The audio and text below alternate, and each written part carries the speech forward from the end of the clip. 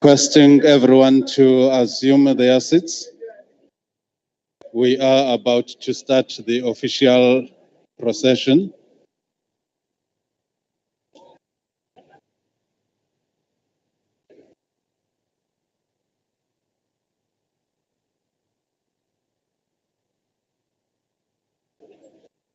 We are requesting the guests and all members to take their seats, please.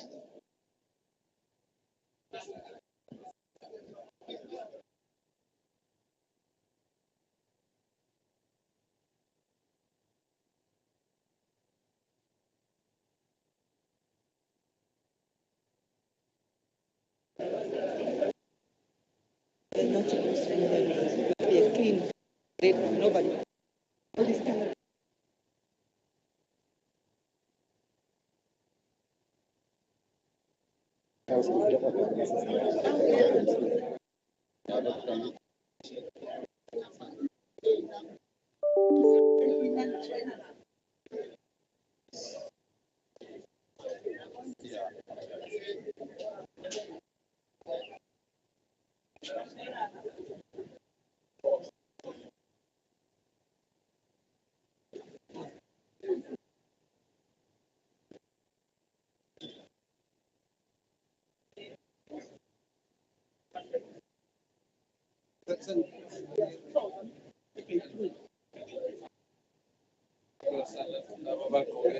Logo form.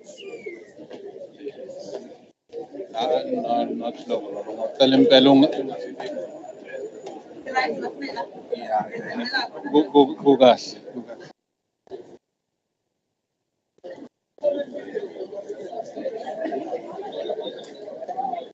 Senyam kosong.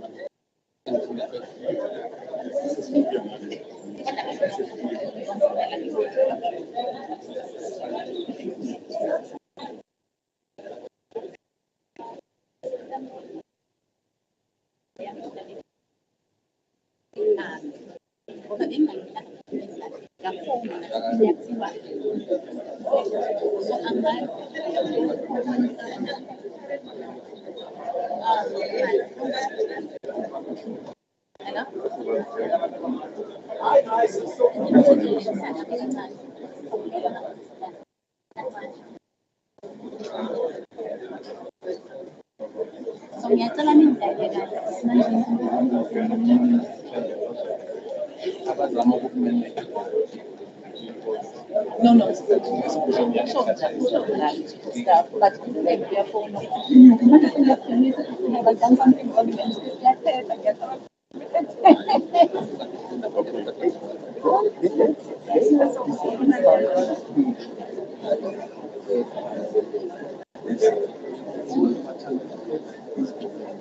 immediately.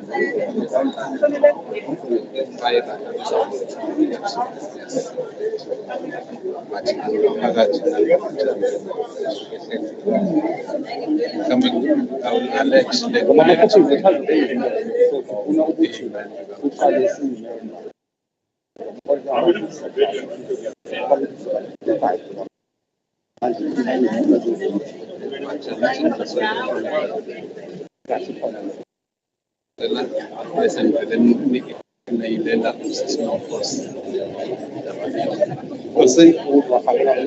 yes, circulate electronic mass store. Email address, I can show that speech.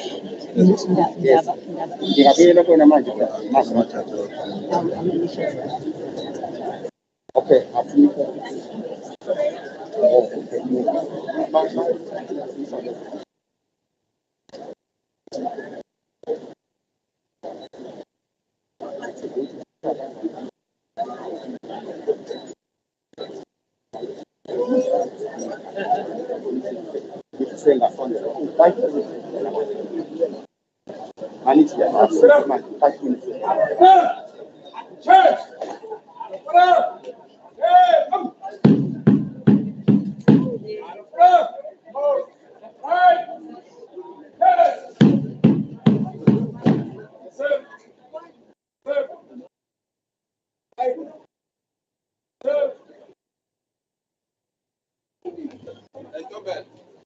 Can take them out.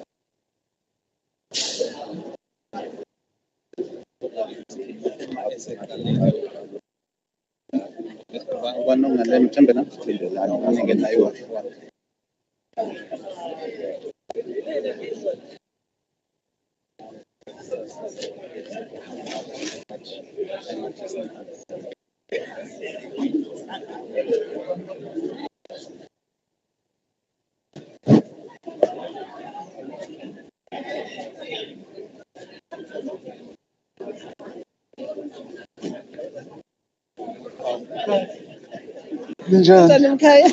Siyaphila. Cha bengikhona ngasekhaya ungazi. Ufike Cha, mshazi ubatshena ukuthi ngiyazi hayi ukuthi ngimbonile usaphila. uyafika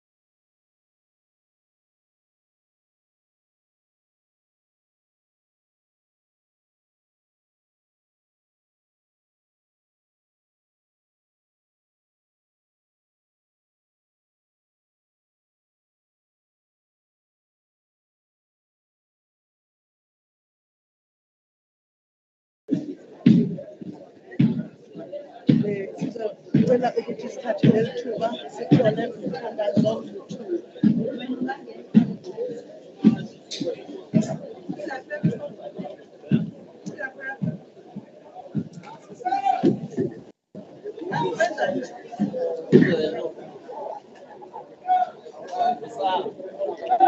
Amen.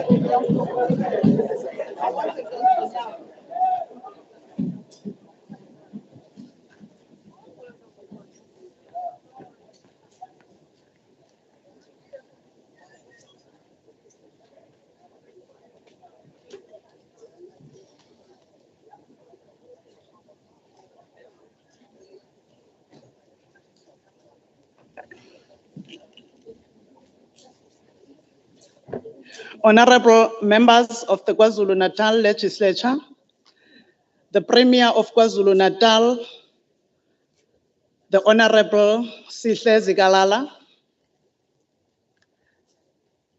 Indlu Nkulu kaZulu yonke, the guests that are here with us today, sicela ukunibingelela. Honorable members, today's sitting is called for one item only, which is in line with Standing Rule 10(1)B, which provides an opportunity for the Premier to deliver the State of the Province address. Allow me the pleasure to present to you the Honorable Premier of KwaZulu-Natal, Mr. Sihle Zikalala. Kuzi.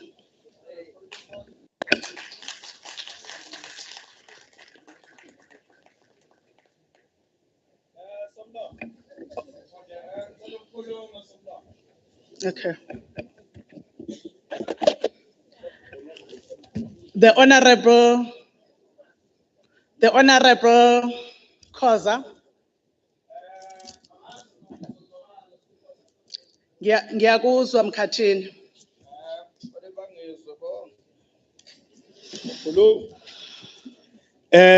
Thank you, Somlomo, ngibonge ngibingelele uNdunankulu namalunga onke eParliament. Ngisukuma ngesigatshana somthetho urule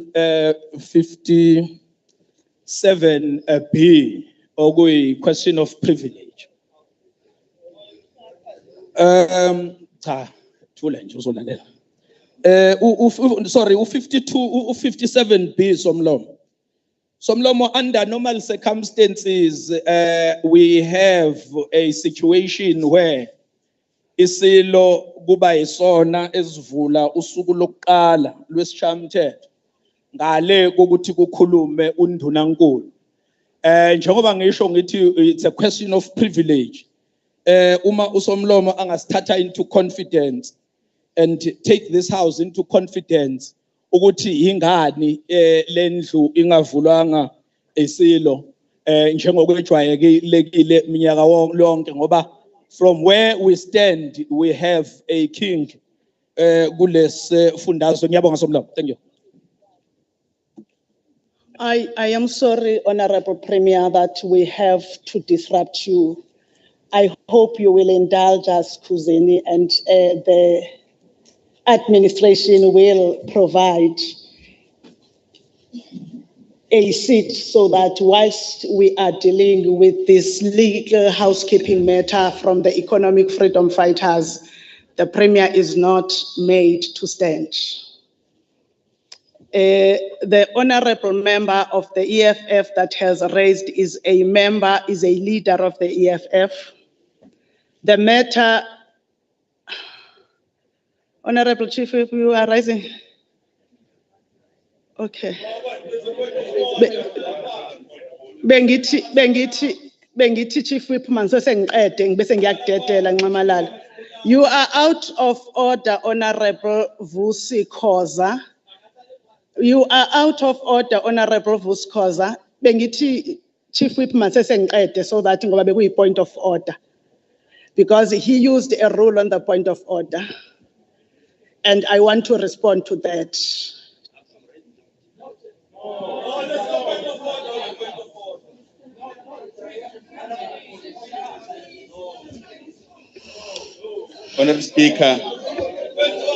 Honorable Speaker, I'm rising on Bengithi Nxamalala, if uzane point of order. Rule 8, which is a point of order, not a point of privilege. Bengithi Nxamalala, let me first deal with that matter because Okay, that's fine. the chief whip of the official opposition and Honorable Zwakele Mngcwango have no business standing whilst the other member is still standing up.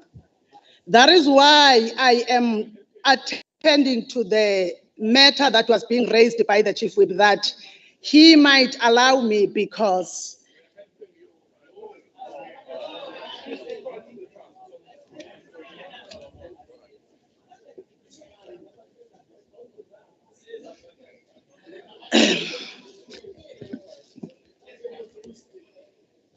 ngiyavuma Honorable Gwala akudlulwa ngendlu yakhiwa kodwa ke bengingekamenezi.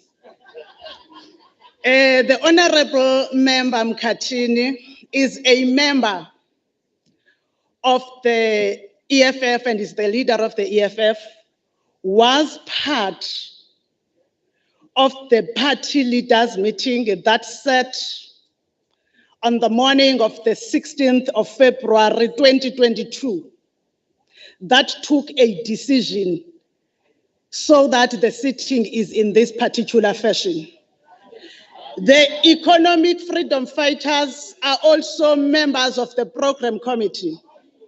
When we were in that meeting, we spoke to the matters that have led us to be where we are, and the EFF was present.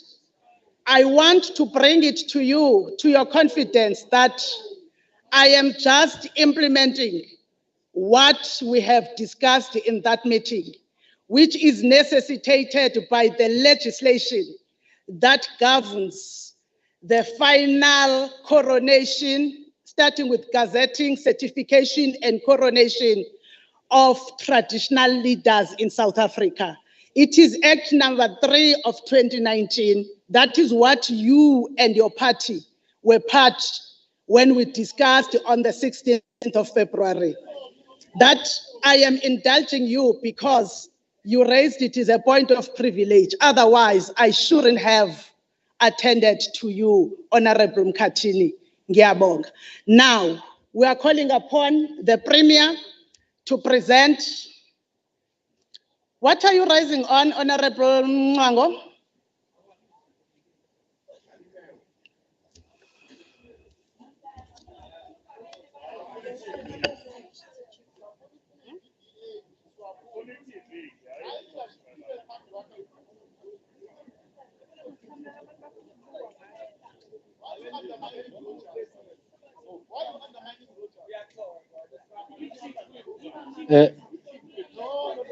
Thank you. Thank you, What are you Honorable. rising on? I'm rising on Rule 57. Hold it then, hold it, hold it, hold it, hold it, and take your seat. Hold it and take your seat. Thank you. The Chief Whip, you were rising on a point of order. We are listening to you. What is your order, sir?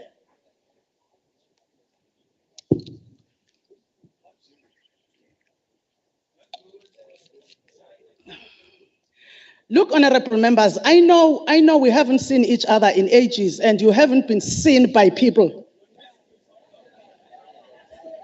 May you allow the presidium to preside. We know when to call for what rule. Thank you. Thank you, Honorable Speaker. I was rising on Rule 80, which is a point of order. Firstly, because the member was quoting a wrong rule. But now that you have allowed him to speak, as the ANC, who are moving for a motion that the member was misleading the House deliberately, and that must be investigated. We will deal with that after we have consulted the rules and exhausted that point. Honorable Mwango, what are you raising on in Rule 57? Thank you, Honorable Speaker. The Chief Whip is misleading, reading a wrong rule. That is what you were raising on. No. Speaker, Go to your point. I'm rising on Rule 57(1)A. Okay. I'm requesting hearing aids for members who need interpretation. If Thank you you. can provide it. Honorable Mwango, thank you. Secretary and proceedings. Kuthiwa kukhona abazomane bengasiva uba sithini bengicabanga ukuthi ke balungiselelwe. Uma ngaba kukhona ilunga elingekafiki kulo into yokulalela ngicela liphakamise nje isandla li-indicate so that ilethwe kuyona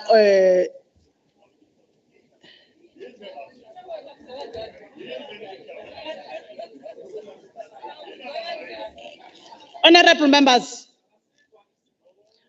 members, I am reminded by admin that we haven't done the photo session. We have discussed it with the Deputy Speaker. We will do the photo session at the end. We are giving the Premier to take the podium.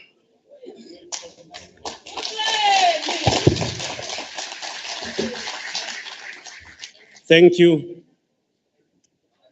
Honorable Speaker, Speaker of the Province of Kwazulu-Natal, Honorable Ms. Ann Boyce, the Deputy Speaker, Honorable Mr. R.T. Mthembu, the Leader of Government Business, Mrs. N. Dube-Ncube, members of the Executive Council who are with us today, Indlunkulu yonke kaZulu, Ndlunkulu sibingelele. The Deputy Chairperson of the House of Traditional Leaders in KwaZulu-Natal, Nkosi yasematheni siyabingelela. Members of the Diplomatic Corps who are present here today, the Chair of Chairs and the Deputy Chair of Chairs, the Chief Whip and the Deputy Chief Whip,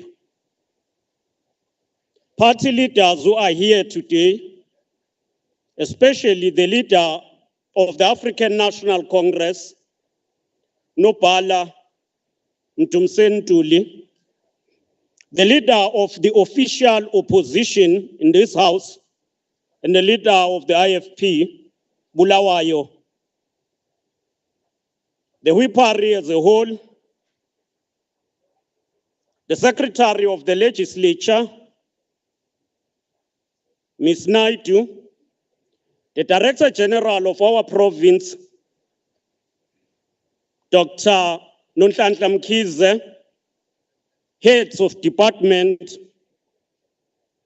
the Provincial Commissioner, Lieutenant General Mkhwanazi, the Deputy Chief Justice, Justice Matondo, the mayors who are with us, especially the host mayor, Mayor Tibola, the mayor of the city of eThekwini, Honorable Councillor Kaunda, members of the media, members of this house, various leaders of our social partners who work with us in strategic platforms and programs, including the religious leaders who are here. May I take this opportunity to greet leaders of the Kwazulu-Natal Christian Council, led by Bishop Zondi. But let me take also this opportunity to greet my spiritual father and leader, the president of Maranatha Church, Baba Ntombela. May I take this opportunity to greet and acknowledge the presence of the business sector led by the chairperson of the KZN Growth Coalition, Baba Moses Tembe, all colleagues, compatriots who are with us here today. Honorable Speaker, we meet in the midterm of the 6th administration.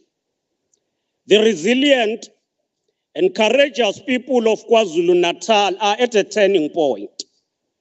This is our decisive moment to turn the corner, to build on our resilience, forge lasting peace, create job opportunities, and usher in a sustainable growth. After 2.5 testing years, we found ourselves at a fork in the road. We must choose determination over hesitancy and hope over fear to steer our province to a better and a brighter future. Our province has undergone experiences we could not have imagined at the start of this term. Chief among these have been the deadly and the devastating impact of coronavirus, which has laid bare the structural challenges of inequality, poverty, and unemployment, which also has a race and a gender bias in the country of South Africa. COVID-19 has claimed the lives of almost 100,000 South African and worsened unemployment as a number of companies had to close down. Scientific advice is that vaccination is the best solution to mitigate the impact of COVID-19. Vaccination is an individual and a collective duty in this critical time. Vaccine hesitancy has held us back from getting our life back to normal. As we rode through the unprecedented turmoil visited upon by the COVID-19, the sun set in the middle of the day when on the 12th of March 2021, news reached the nation of the passing of His Majesty, King Zwelithini Kapeguzulu, after close to 50 years on the throne. May we take this opportunity to once again respect our departed King by saluting in a manner and in accordance with the tradition. I will request those of us, besilisa, basukume, sihloniphe, ungangezwi lakhe, obehlale nathi, esupporter, ngaso sonke isikhathi. Wena wendlovu, bayede. Thank you, honorable members. Our nation and the province were shattered. Barely a month later, we were again shaken by the passing of the regent, Queen Mantombi Dlamini Zulu. As we recall our collective grief, we console ourselves that the spirit of our king, Umdloko Mbane, and all departed Zulu kings and queens continues to watch us over our nation. We pray for healing, peace, and endurance, unity among our royal house and the nation. Madam Speaker, we are honored to be graced by the presence on this auspicious occasion of the members of the royal family. While we battled the effort of COVID-19, our province is yet to recover from the destruction and the death of the July unrest. We must do more to heal our province, reconcile our communities, and get justice for the victims of the Phoenix massacre. At the same time, we must draw our collective goodwill of all the people of the province to turn the corner. toward a Kwazulu-Natal that is truly united and at peace with itself. The work to heal our nation and our communities from the scars of both COVID-19 and the July unrest will intensify in this year, the year 2022. We wish to remember the over 300 members who died during the July unrest and the many thousands whose lives were cut short by COVID-19. At the same time, we wish to remember all of those who passed on during this time and in a period leading to this event. Among those is Ricky, who passed on, and we remember him for his contribution in the music industry in our country. Notwithstanding our hardship, together we will prevail and advance development. As the poet W.M. Gillard captures the uncertainty that recently gripped the country when he say, as I reflect, our vision is dim, we are tired, and long for ease. We neglect our vital spark, that burning love for freedom, which once lit our blackest night, and now we fumble, confused and fearful, hearing our foundations crumble, close quote. We dare not let our foundation as KwaZulu-Natal crumble. Our task is to recover and discover our vital spike and the burning love for freedom. This is a freedom. Inkululeko yabantu basezweni lethu. Inkululeko esingayitholanga mahala, kodwa inkululeko eyalwelwa. Noma besibhekene nesikhathi esinzima, kodwa ngeke sabalisa, ngeke sabuka imumva. Okwethu namuhla ukwakha kabusha lesizwe siqhubekele phambili. Honorable members, we must approach the year ahead with renewed hope and optimism. We have together ridden the wave and the most difficult storms. Learning from our experience, we must set our compass to conquer the high seas of jobs, unemployment, and create more jobs, ensure economic recovery, fight against crime, ensure water provision, building a capable and incorruptible government. We wish to take this opportunity and pay tribute to the people of KwaZulu-Natal who in their numbers took their time to make contribution to the 2022 State of the Province Address.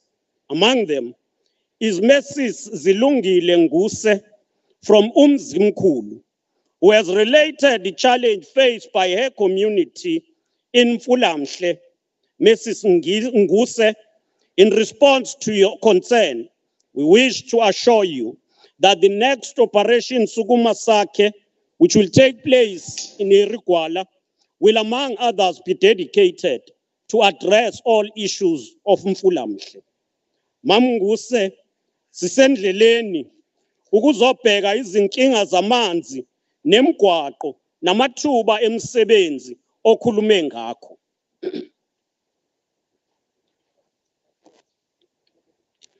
We will meet you and the community of Mfulamhle there to tackle all of these challenges. We appreciate the contribution by Patrick Belebesi, a young person who gave us his views about youth unemployment. We trust that as you listen to this address, you will hear about the opportunities that we will present to benefit you and many other young people of our province. We are already attending to the cries of the people of Nhlazuka, where people, especially students, have to cross the river on a makeshift bridge. As mfowethu uDr. Ngobo Fuze uzwakalisile isikhalo sakhe nesomphakathi, siyal-attenda lolu daba lwalapha eNhlazuka. i-department yakwa-education already isiyile khona. Ngokunjalo, i-department yakwa-transport is attending Ndlunkulu udaba lwe-bridge elakhiwe laphansi, lakhiwa kudala. Laphansi, uma kufika imvula, zihamba ngaphezulu, abantwana kube lukhuni ukuthi bawele. Siwutholile umyalezo Ndlunkulu, sizokulungisa ngokusheshsha. Honorable members, siyafisa uqinisekisa ukuthi umnyango wezokuthutha usuthathe isinqumo ngaphansi ka-MEC Nkonyeni wokuthi sizowabheka wonke lama-bridge akhelwa phansi eminyakeni edlule ngoba impilo zabantu abamnyama kwangacatshangwa ukuthi kumele ithuthuke ngaleyo ndlela. So wonke lawo ma-bridge umnyango uthatha isinqumo sokuthi uzowalungisa abe phezulu, abe sesimeni songade kudluka kumbe kudlula amanzi abe maningi, kube ama-bridge asebenza futhi asesimeni esikahle. Madam Speaker, at the beginning of this 6th administration, after the 2019 general elections, we identified 8 priorities for our province.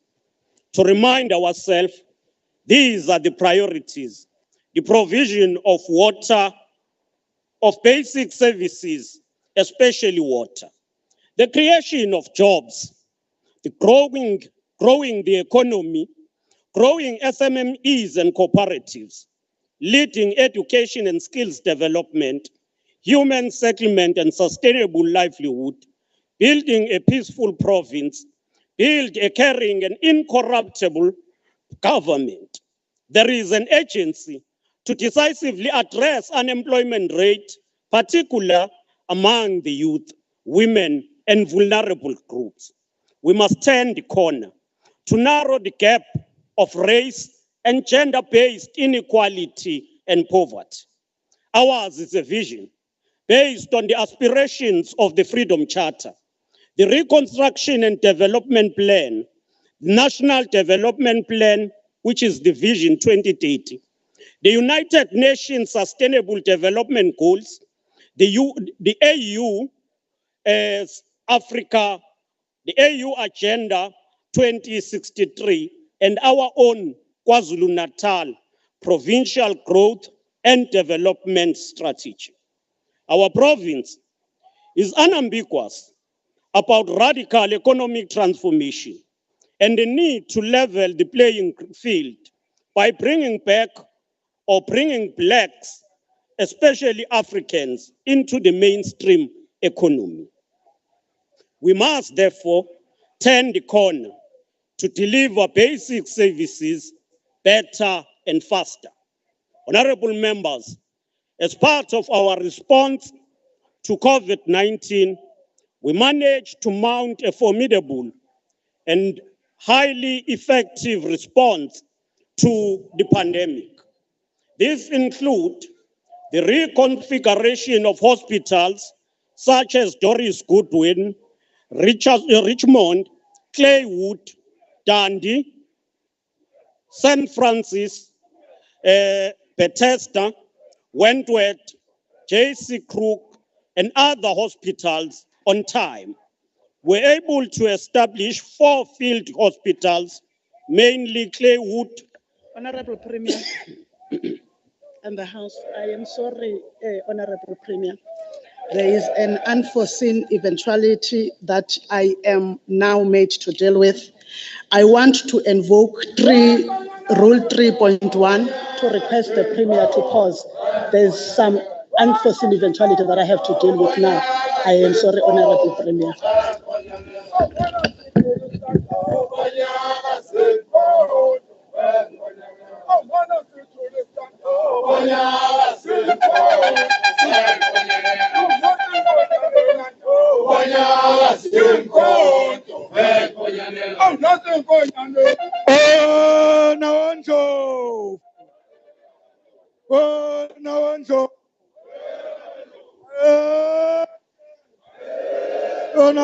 phaphe phanda kamzi yabo ke ulalele memezayo memeze ngathi uyakhala uyalila uthi igula likajama sicekile sithiwa ingqondo endala yakithi wamalandela kube sibindi kuthelesi akuthezela umntakandaba bemthuka bemcabafula bethi uzwelithini kayibusa bethi kayibankosi bathi bamgoba uthempepho yakithi wamalandela usodidase inkonyane encane kandaba edidimbala umphikelela wensizwa phelela amadoda abantu esephelelwa ngamandla uma phela ibalonga insizwa esinikinikana ingapenzele zingwe nobe ngonyama gijime ngandelande ebangaluzuku yajakhomnotata ogane emandebeleni nani mandebele senakukandelile enenabona izinyane lesilosikandaba ohlambe izandla amakhanda amadoda wathi ngona emsamanela ekwagcwala ifunda nemfulo emili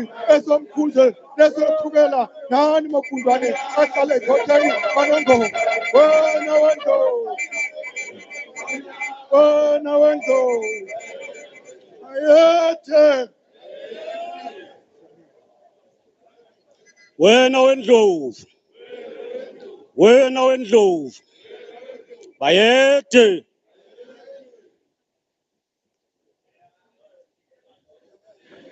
Honorable Premier and the House, I take this opportunity to thank the House for allowing me to invoke Rule 3.1 without prior notice, and to you, Honorable Premier, for indulging us. Siyabonga Khuzeni, you may proceed.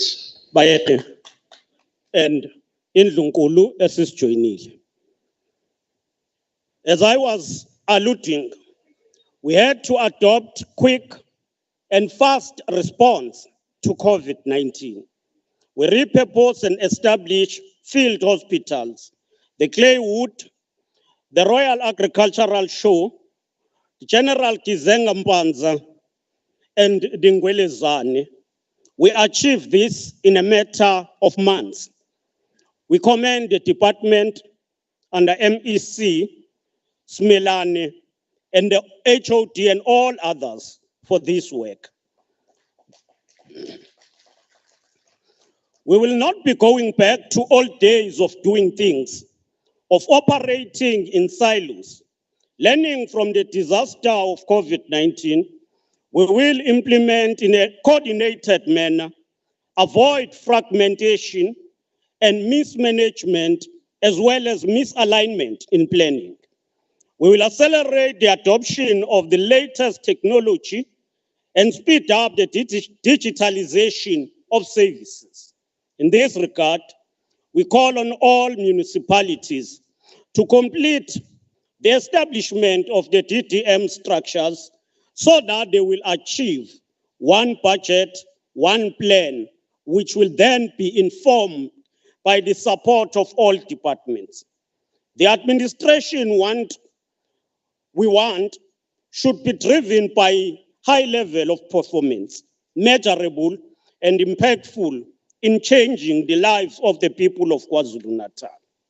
It is against this background that our focal areas for this 2022 State of the Province address will be to fasten and prioritize key areas. And these areas are economic recovery and creation of jobs, improving access to water and sanitation, fight crime and building safer communities, social protection and human development, building a capable state, building a better Africa and a better world. Madam Speaker, we deliver this State of the Province address against the unfolding challenges of our economic growth as worsened by the crisis we have outlined above. Our unemployment rate has now risen to 28.7 from about 23% before the pandemic. The increase in discouraged work seekers continues to add to the figures on a regular basis. Our country's economic structure is the primary cause of this situation the persistent low levels of economic productivity and a low rate that is driven by a high input cost. Our economy is sadly uncertain with corporate corruption, failure of companies to invest in self-development, lack of sustainable energy generation, instability created by criminal activities of some business forum. All this has been worsened by the lockdown intended to keep citizens safe from COVID-19. To change the status quo, we need major economic reforms anchored on radical economic transformation and greater participation of all people, in particular the blacks in general and Africans in particular, in the mainstream economy of the province.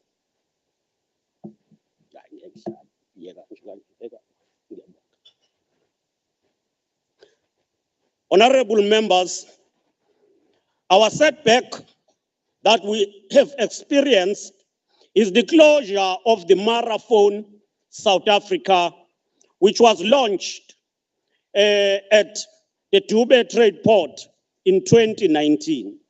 The company had pledged to invest 1.5 billion and to create 736 jobs in Kwazulu-Natal. Marathon's production commenced in October 2019, but was disrupted in the early part of 2020 owing to COVID-19 pandemic and the hard lockdown.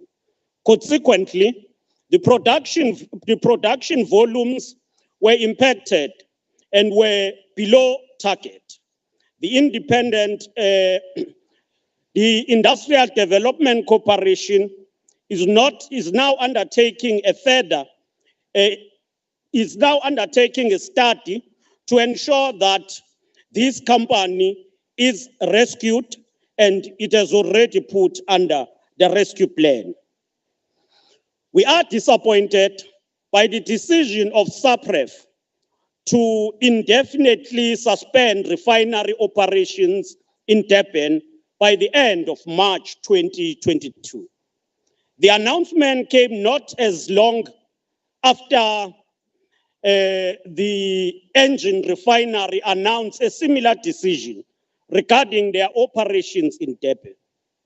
We are of a view that retaining refinery, especially the operations of refineries in our province, is key for economic growth and job creation rather than solely relying on importing refined oil.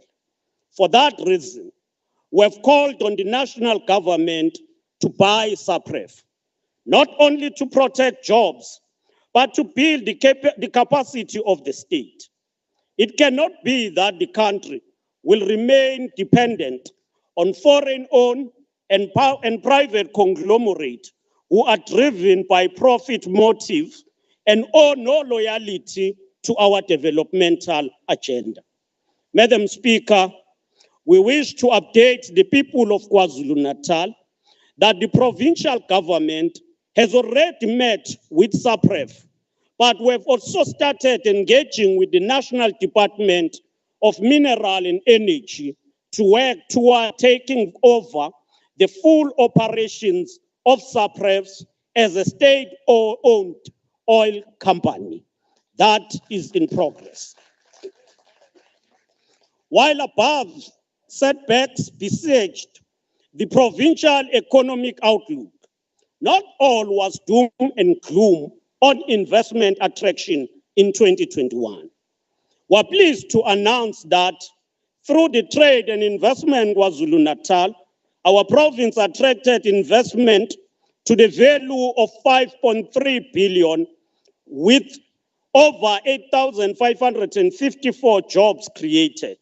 Prominent among these was the Tetra Pak investment of 500 million, which added jobs from 120 at that time to 300 jobs.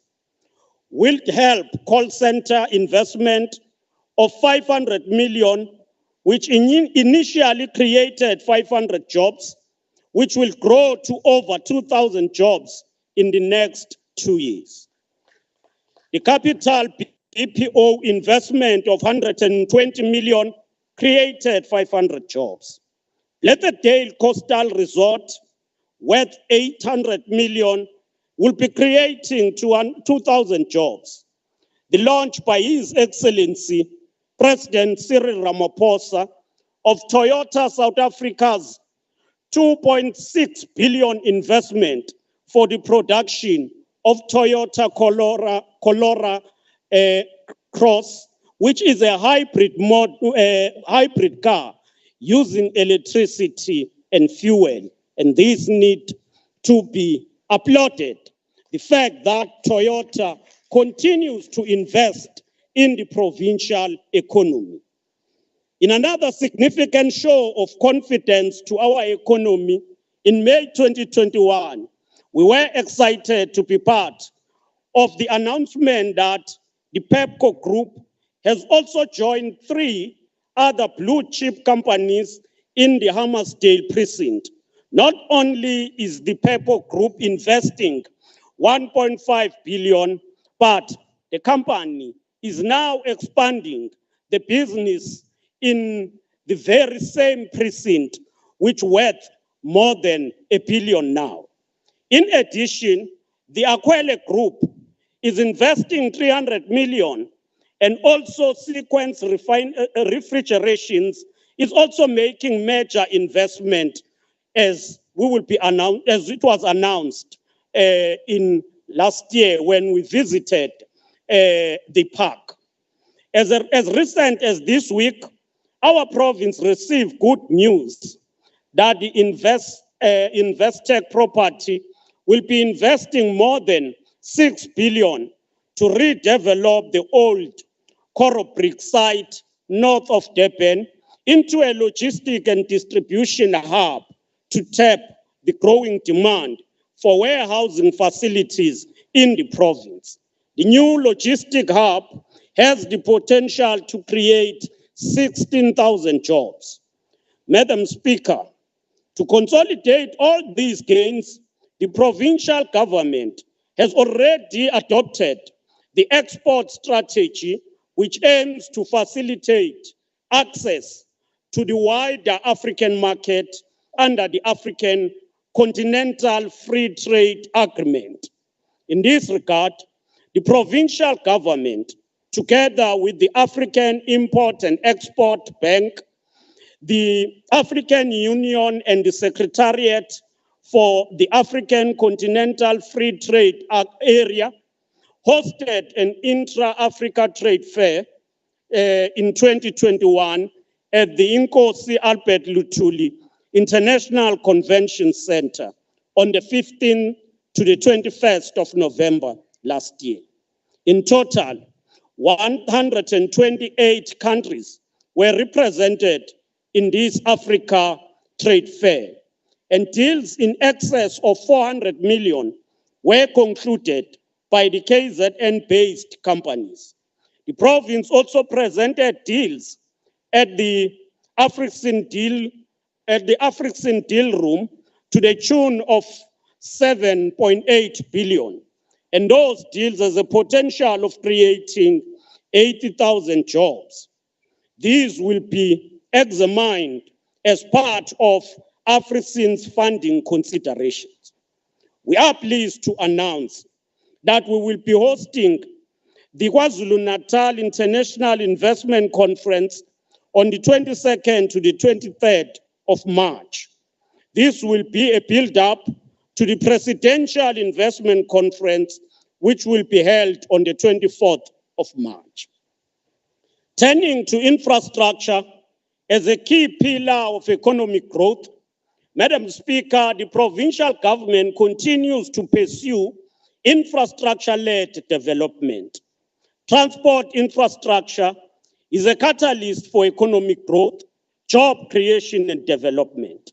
We're pleased to confirm the upgrade of the national network by the SANRAL, which is being driven on a faster pace in the province. The route from Cato Ridge to Dundelnell is estimated at about 1.6 and is already under construction.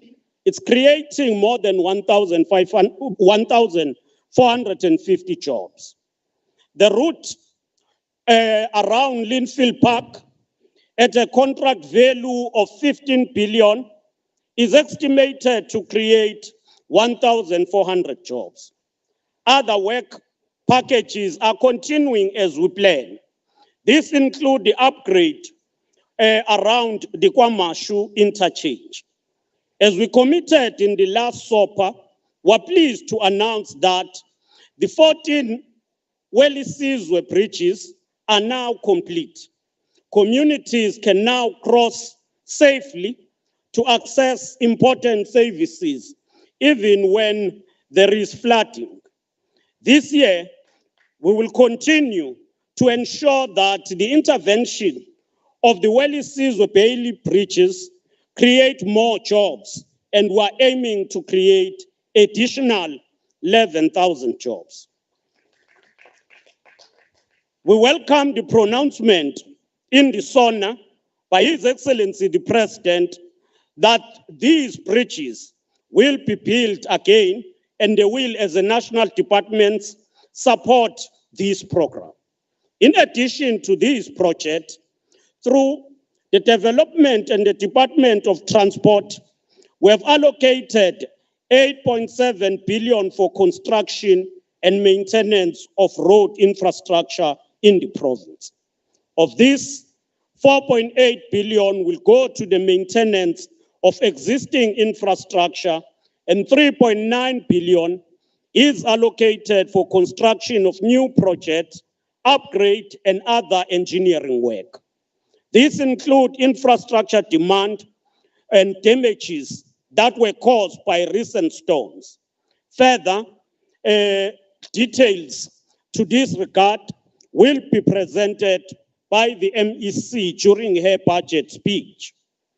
Turning to human settlement, which we do with an intention to restore the dignity of the people. The ANC-led government continues to prioritize housing for the most vulnerable to restore their dignity. In 2021, we announced the following programs to provide sustainable livelihood through transformed human settlement.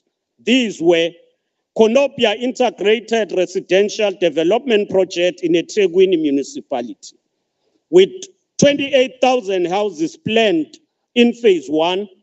Already, 2,662 units have been completed, and 1,946 transfers effected to date. Construction of phase 2 will commence in June 2022. Umlazi Upgrade Regeneration Project in eThekwini, with a total of 19,160 houses have been built to date. There are 330 units in construction currently in the Umlazi Part 4 and Part 2, and the extension of Part 4. eThekwini Inner City Regeneration, with 4 social housing projects, with a total yield of 958 units, were packaged and allocated to social housing institutions in 2021-2022. A further 1,362 units from 6 social housing projects will be packaged and allocated in the year 2022-2023. The overall inner city regeneration project will realize 10,580 units. Madam Speaker, since the last SOPA, 8,578 of 11,342 fully subsidized houses were built, and the remaining and the number of 6,907 of these units were built in rural areas. And this tells you that the ANC-led government delivers in townships and in urban, even in rural areas. We are in a process of completing 2,763 houses, 355 financed for individuals that will be building for themselves, 4,016 service sites, 2,540 houses were provided with title deeds. Akukho ukuthi abantu bakithi babe nezindlu okuthiwa uzohlala kuyo iminyaka engu-99 then abakulandelayo baphume. Namuhla uhulumeni ekwakhela indlu usekunika itayitela aqinisekise ukuthi leyo ndlu ngeyakho ingunaphakade. Now, Honorable Speaker, during pre-SOP listening campaign, we received concerns from a place called Siyahlala near Matateni Township in Newcastle. We heard your cries about armed invaders who have been unlawfully taken occupancy of your RDP houses. Within a 3-month period, the Department of Human Settlement under MEC SBIA will conduct an audit, and anyone found to have occupied a house illegally will be evicted and criminally charged. To abantu basesiyahlala la abakhishwe endlini zabo siyafisa ukubaqinisekisa ukuthi sizo-acta ngokushesha siqinisekise ukuthi bayabuyiselwa izindlu zabo. Uhlelo lwezindlu lulekelela kakhulu ekuprovideni namathuba emisebenzi lishintshe nesimo somnotho. This year, we will roll out massive projects such as Empangeni IRDP housing project, Amawoti Greater Housing, eThekwini Inner City, which is continuing, and the Bridge City housing.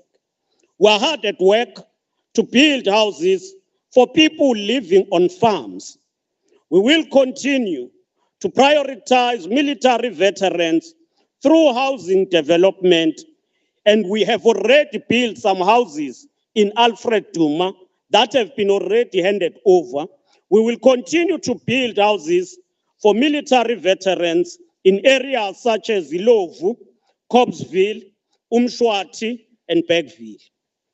Madam Speaker, this government is a government that protects the rights and dignity of all people.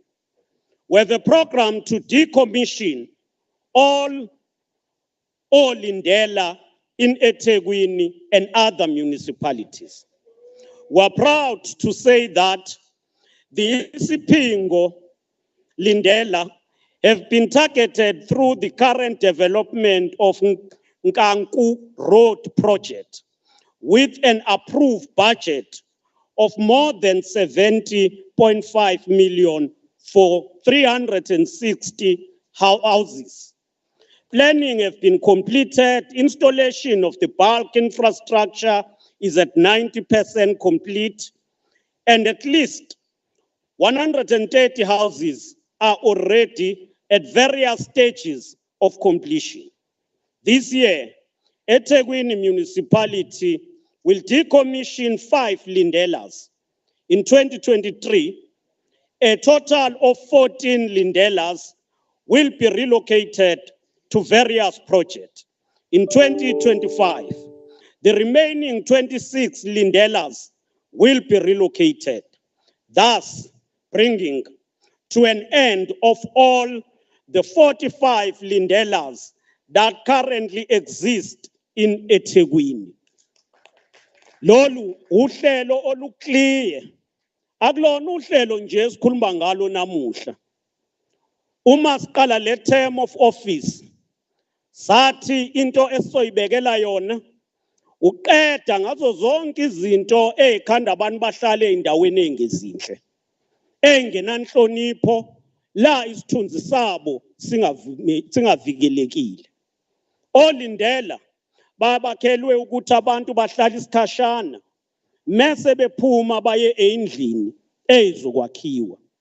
Lolu hlelo lukliye njengamanje siseyinhlelweni eziphelele zokuqinisekisa ukuthi by 2025 siqede nya ngento obizwa ngolindela KwaZulu-Natal.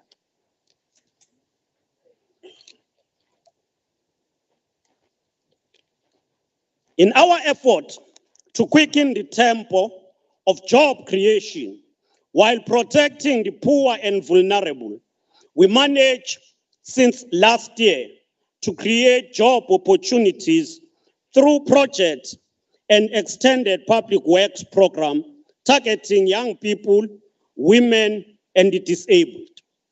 As recently as the 7th of February this year, 46,178 work opportunities and 24,288 full-time equivalent opportunities were created through the EPWP social sector in KwaZulu-Natal.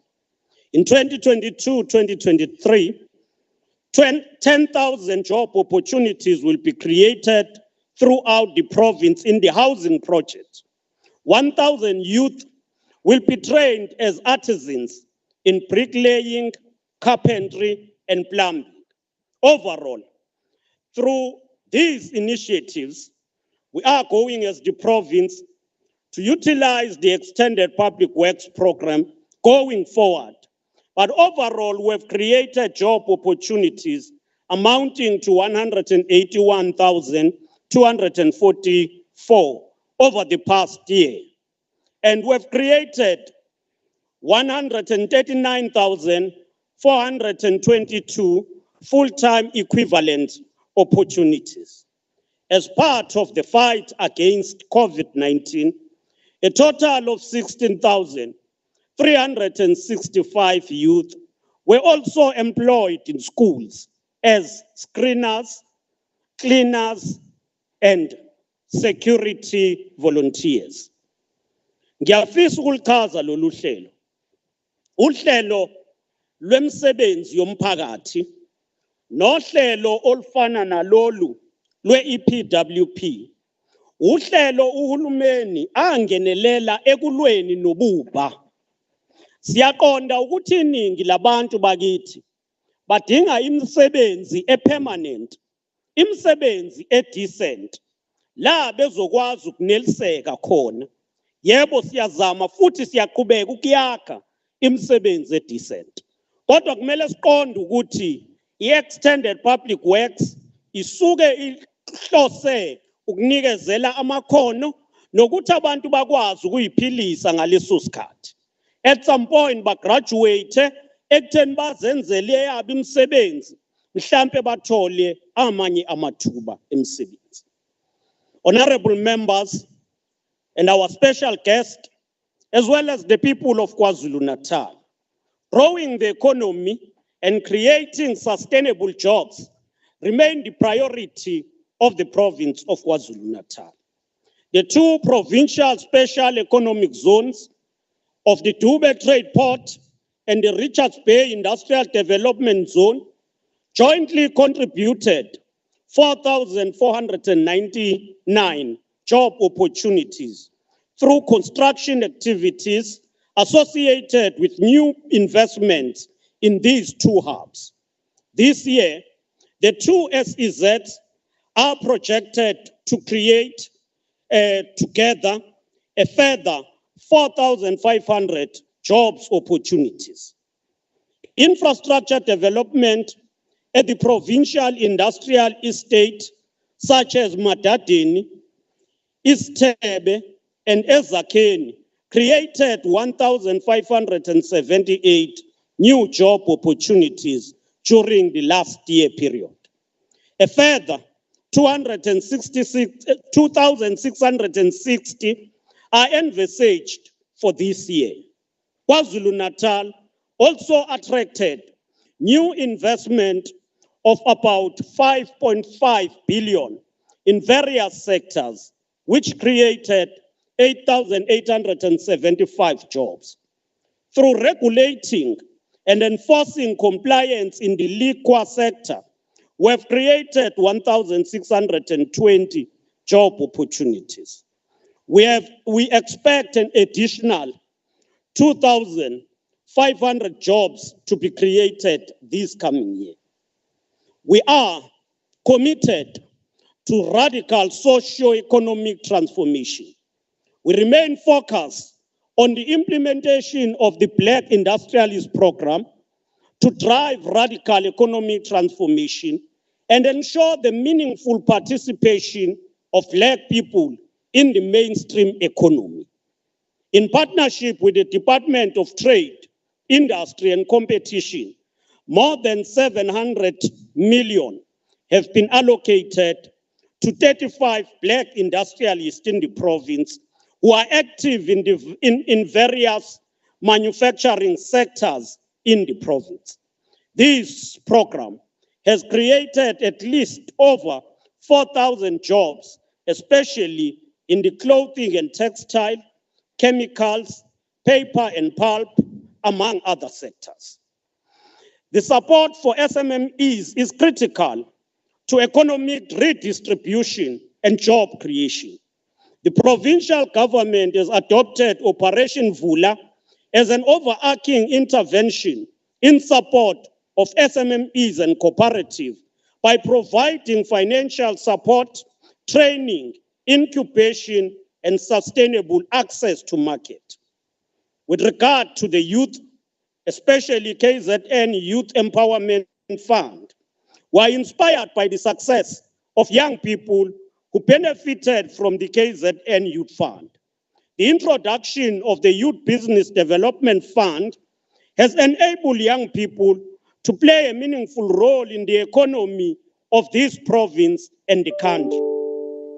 In the audience today, we have some of these youth beneficiaries of the Kwazulu-Natal Youth Empowerment Fund. Amasumahle Trading from Herikwala is involved in the forestry industry. Through our support, the business has secured a contract with SAPI and created 40 new jobs. I'm not sure whether intsha ye Masumahle Trading bakhona na ngapha kodwa ngiyazi ukuthi enye yama entities engikholwa ukuthi iportfolio committee yawavakashela noma isazowavakashela. Kodwa angikuchaza ukuthi uma sisebenza ndawonye sibambisene sonke siyakhula siye phambili. On one hand, you have a big company, a global company, yomhlaba, inkampani eyaziwa emhlabeni wonke, uSAPI. Ngakwelinye uhlangothi nohulumeni usupporta inkampani yabancane. Iyaqhubeka isithola ngisho umsebenzi enkampanini enkulu. Siyafisa ukuyibonga nenkampani ezinkulu ezithatha isikhathi support inkampani ezincane. Another example is Mr. Nathi Mbele. He's a founder of AdNote Digital, which provides Wi-Fi network in rural communities, including in the Shobashobane area. The Youth Empowerment Fund has enabled this company to expand beyond the borders of the South African Republic and have secured contract in Kenya. The company employs 55 youth, 20 of whom are female. Some of the youth beneficiaries participated in the Intra-Africa Trade Fair in 2021. This saw Ketibet Pty Ltd from Ilembe district, which specializes in manufacturing and engineering, starting engagement with a Ghana-based hotel group to install industrial geysers. Their first order amounted to 2 million, and they've also successfully got a job for hot water tanks to the value of 500,000 with a Newcastle-based business. The company is owned by one of the youth in the province, Mr. Albert Mkwanazi, who is one of our guests today. The RPSM Chirwa is a waste management company situated in Eskawini in King Cetshwayo district. It is owned by Samuel Siwe and Sma Chirwa. The company has been operating for over 6 years and as buyback center and is now moving into its own glass manufacturing operation. And these are young women. Honorable members and the people of KwaZulu-Natal, to support young people who want to be job creators rather than job seekers, we're pleased to announce an increase in the value of the KwaZulu-Natal Youth Empowerment Fund, the commitment from an initial 50 million in 2019 to 100 million in the financial year of 2022. We invite the private sector to this initiative in order to grow entrepreneurship, drive innovation, and job creation. We look to these entrepreneurs and their creative ideas to grow our economy and reduce inequality, unemployment, and poverty. Madam Speaker, we're also joined today by the founders of the award-winning and the women-owned cosmetic company, Get to Natural Beauty, which operate from KwaMashu, Nosihle Dlamini, and Pumelele Khumalo. They started their company in 2017 using their own contributions as well as funding from the Department of Economic Development, Tourism and Environmental Affairs and the Tech Transfer Fund. At the Intra-Africa Trade Fair in 2021 in Durban, the company won Africa's Next Champion Award. This gave them an opportunity to exhibit in Dubai. All the SMMEs represented today have turned the corner and are the pride of our province. They deserve a huge round of applause from all of us.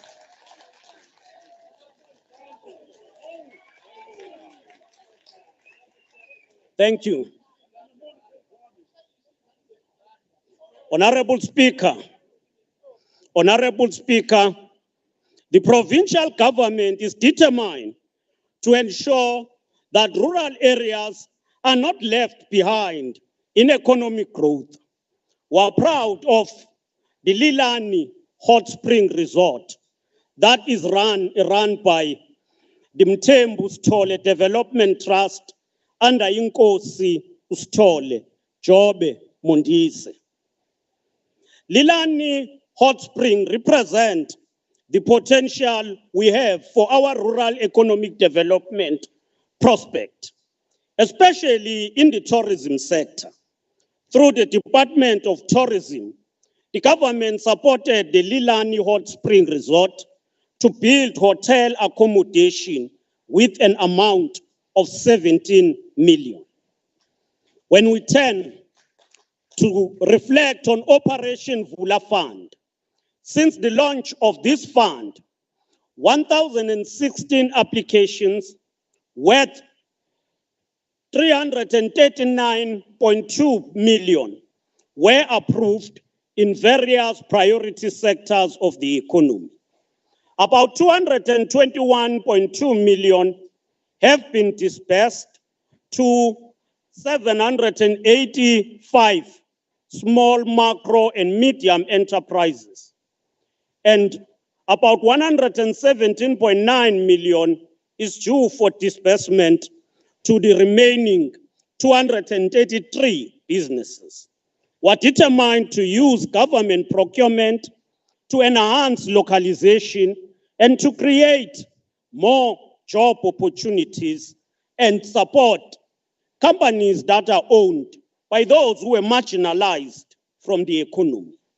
The Department of Economic Development, Tourism, and Environmental Affairs is committed to open the second window of Operation Vula budget and to ensure that funds are disbursed this year and they are processed quicker.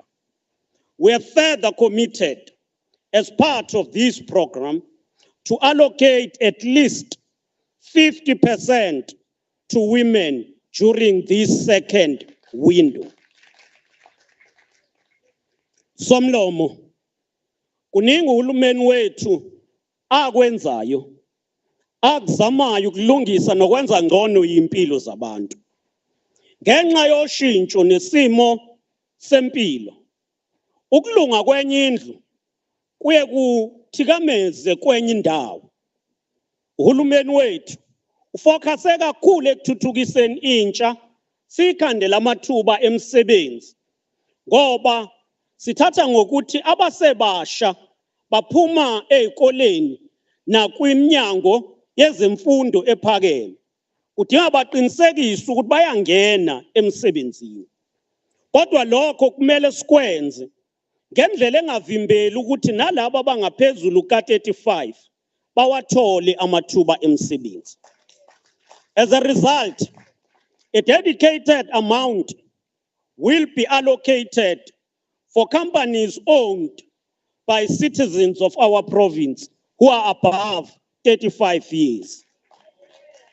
We've entered into a technical partnership with a company or an NGO from Federation of German Cooperatives to provide technical support, and they have already invested 2.9 million to support technically our cooperatives, and cooperatives that are already being trained and supported 180.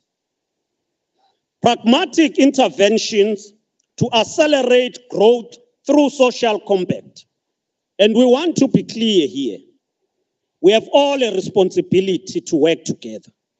In order to successfully turn the corner, the province needs to employ decisive and pragmatic interventions that will be cemented by optimal partnership among all stakeholders.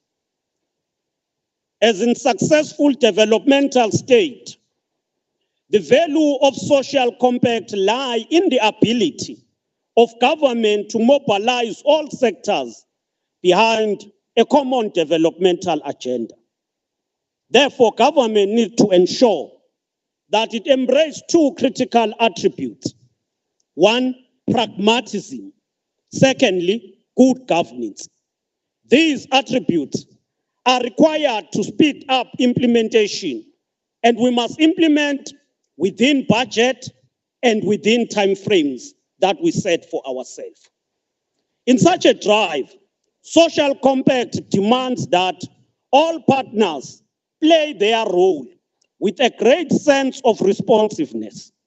As the provincial government, we will enhance and strengthen the working relations with the business, the trade union, and civil society through the KZN Economic Council and the KZN Growth Coalition.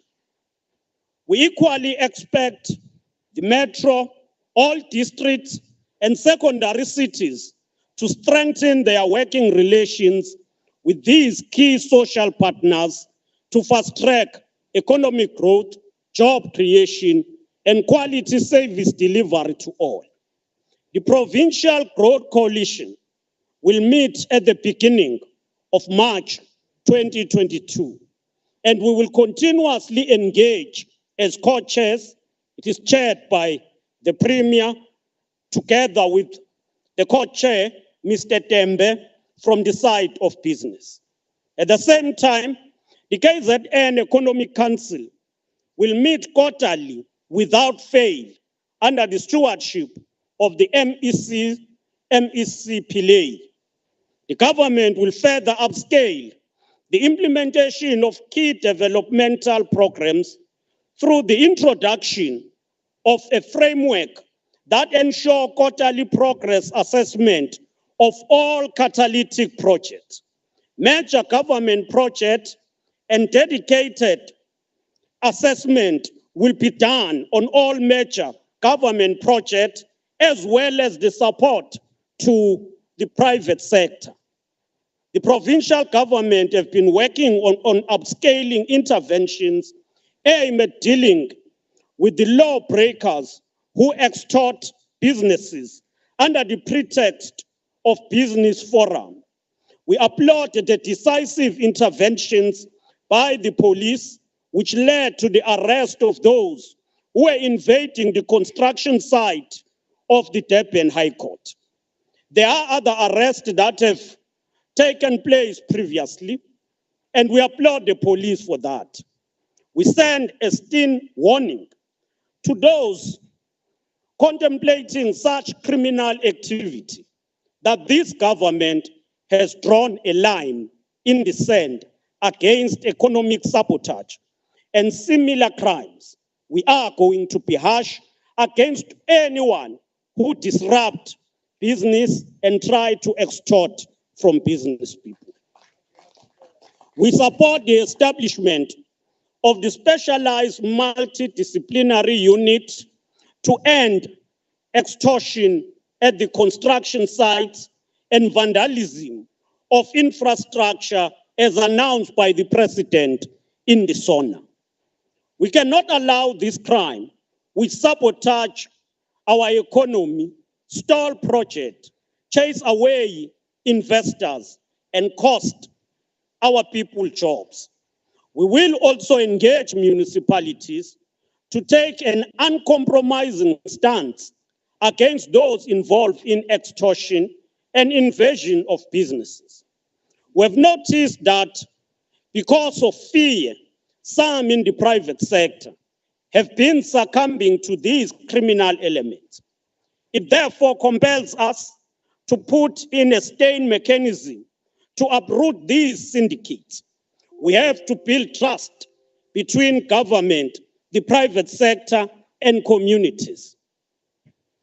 With regard to state-led strategic infrastructure for economic growth, we will want, Madam Speaker, to reflect on port expansion as the major investment in Kwazulu-Natal. The provincial government remains focused on the realization of port development to ensure ease of doing business, free flow of cargo, global competitiveness, and expanding port capacity. Following from our engagement with Transnet as the Executive Council, we can confirm that Transnet National Port Authority is forging ahead with the finalization of KwaZulu-Natal Port Master Plan, which seeks to position the Port of Durban as a container hub port and the Richards Bay as a dry bulk and liquefied natural gas hub. The high-speed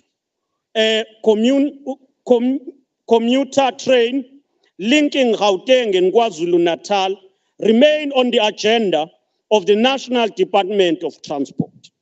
This project aligns with the aspiration and the vision of KwaZulu-Natal rural development and socio-economic growth. The Transnet Port Master Plan includes the already approved Cato Ridge Dry Port, and this is now receiving a dedicated focus as part of easing congestion to the port. This groundbreaking expansion program will not only contribute to the country's economic reconstruction and recovery plan to support growth of the country, but will see Transnet SOC Limited to enter into partnership with the private sector through an aggressive funding strategy. Notable achievement and announcement made already include the following: the completion of the Kwazulu-Natal cruise terminal within the port of Durban in November 2021, which will contribute immensely to the tourism sector. The request for quotations for Durban Container Terminal Pier 2 Container Terminal. The request for information and the expression of interest for the Port Container Terminal. The request for information and expression of interest for a gas terminal development in Richards Bay. The land claim settlement agreement between the community and Transnet in Richards Bay, which has been finally concluded and will come into effect in April of 2022. We thus are clear that there is a clear program to ensure that Durban Port and Richards Bay Port develop quicker to ensure that they compete globally. We are going to continue enhancing energy generation capacity. One area that has been stifling our economic prospect is the persistent energy shortage resulting from load shedding.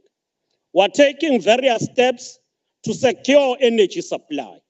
The province has already positioned itself for alternative energy generation.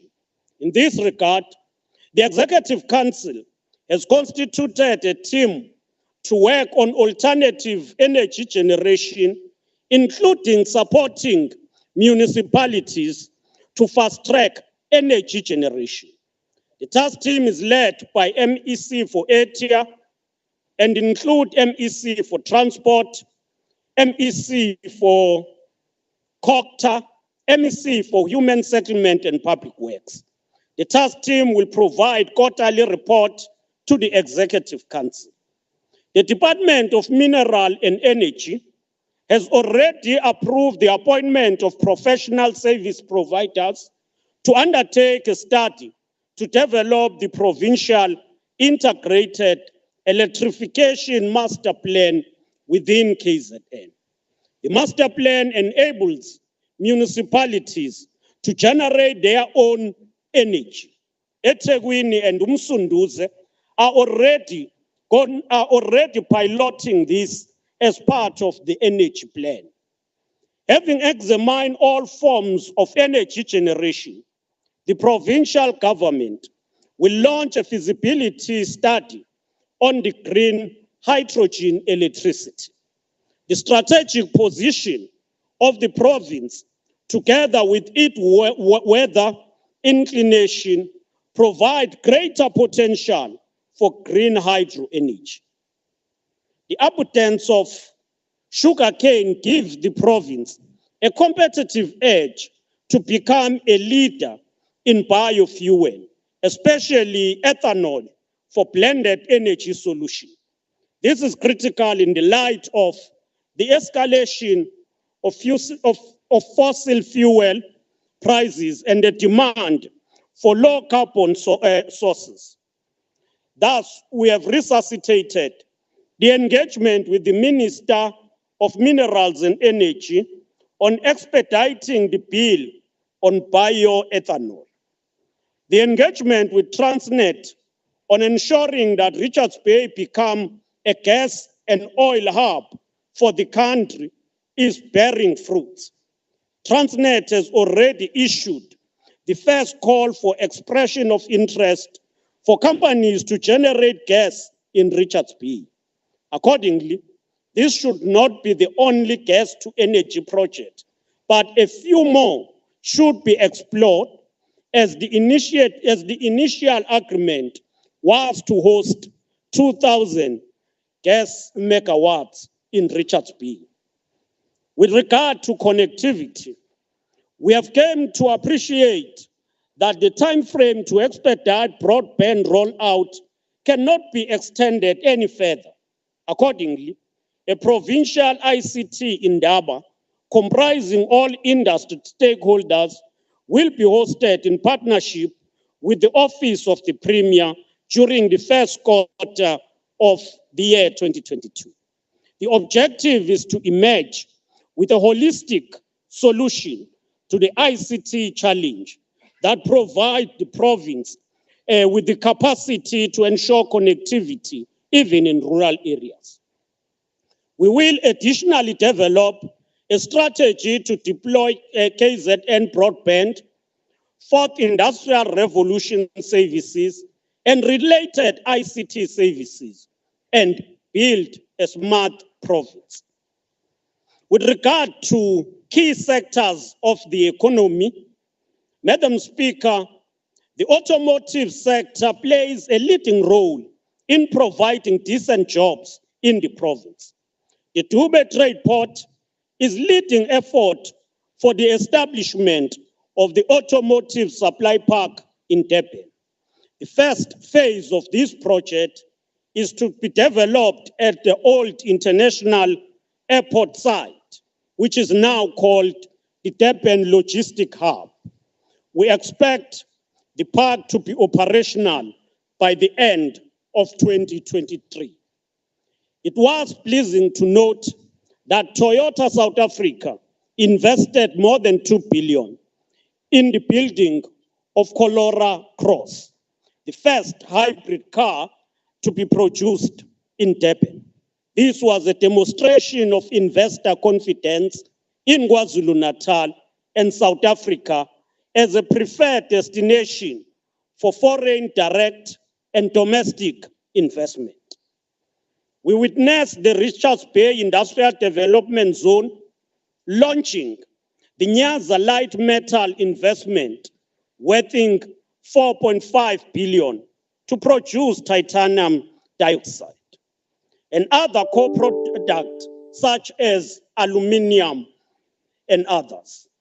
Nyanza operation will produce 80,000 tons per annum, and this is one of those that will be used in paint, plastic, cosmetic, and other services.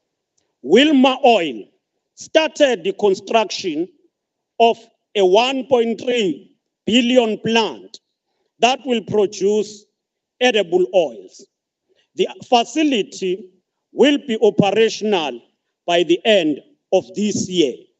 As part of value addition, this facility will provide farmers with a sustainable market to supply soya beans.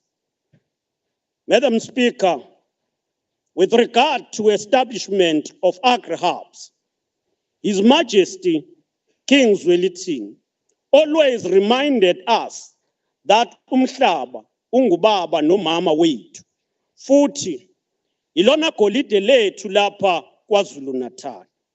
Clearly, there is a need to consider an increase in the budget allocation to the Department of Agriculture, given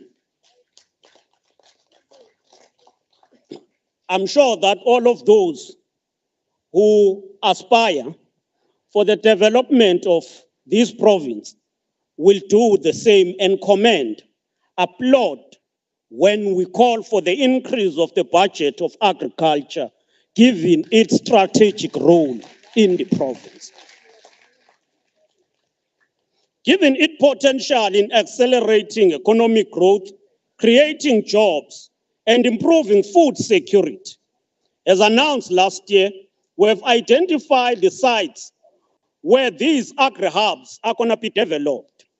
These sites have been approved by relevant authorities subject to additional studies such as geotech, environmental impact assessment, and valuation of properties.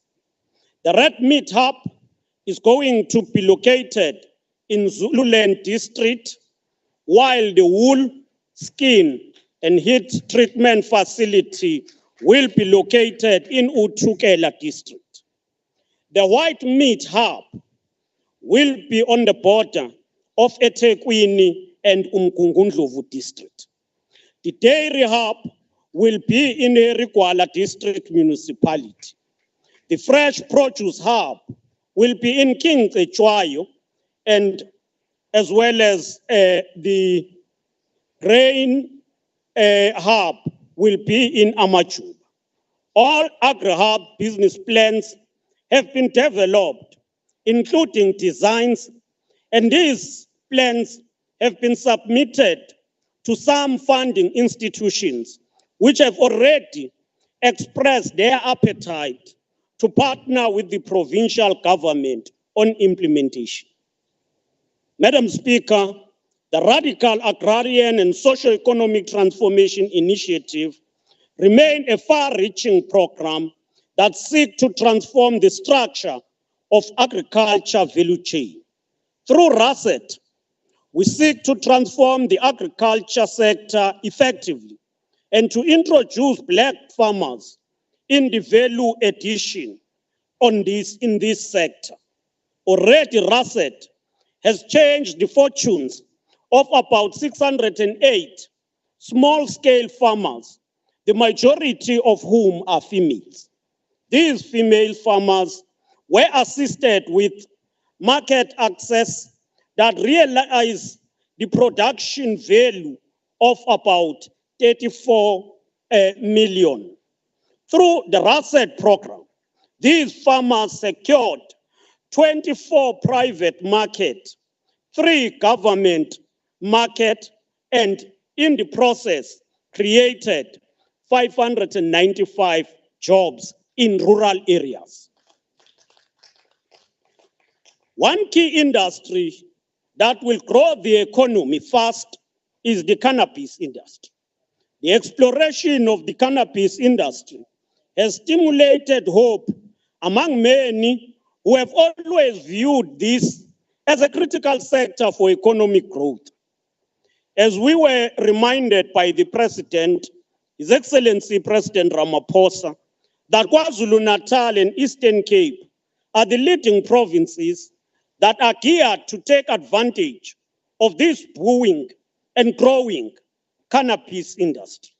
Through the Moses Kotane Institute, the province has since produced a comprehensive study on the green rush. This is to guide our intervention as government, including making substantial hectares of land available for cannabis production. This year, we will fast-track the implementation of the Cannabis Master Plan. The MEC for Agriculture and Rural Development, as well as the MEC for Economic Development, Tourism and Environmental Affairs, will elaborate further in their forthcoming budget speeches. But as for the cannabis industry, kumele siqinisekise ukuthi ibenefita bonke abantu, isikakhulukazi abantu basemakhaya. As a result of that, sizibekele izinto ezimbili okudinga sizenze kulonyaka ka-2022. Eyokuqala, ukuthola ilungelo for abantu basemakhaya, ukutshala i-cannabis bengaphazamiseki. Okwesibili, ukuvula i-process yokwazi ukuthola ama-licenses for production. And leyo process kumele ivulelwe including abantu abamnyama ukuze i-production ingabi sezandleni zabambalwa.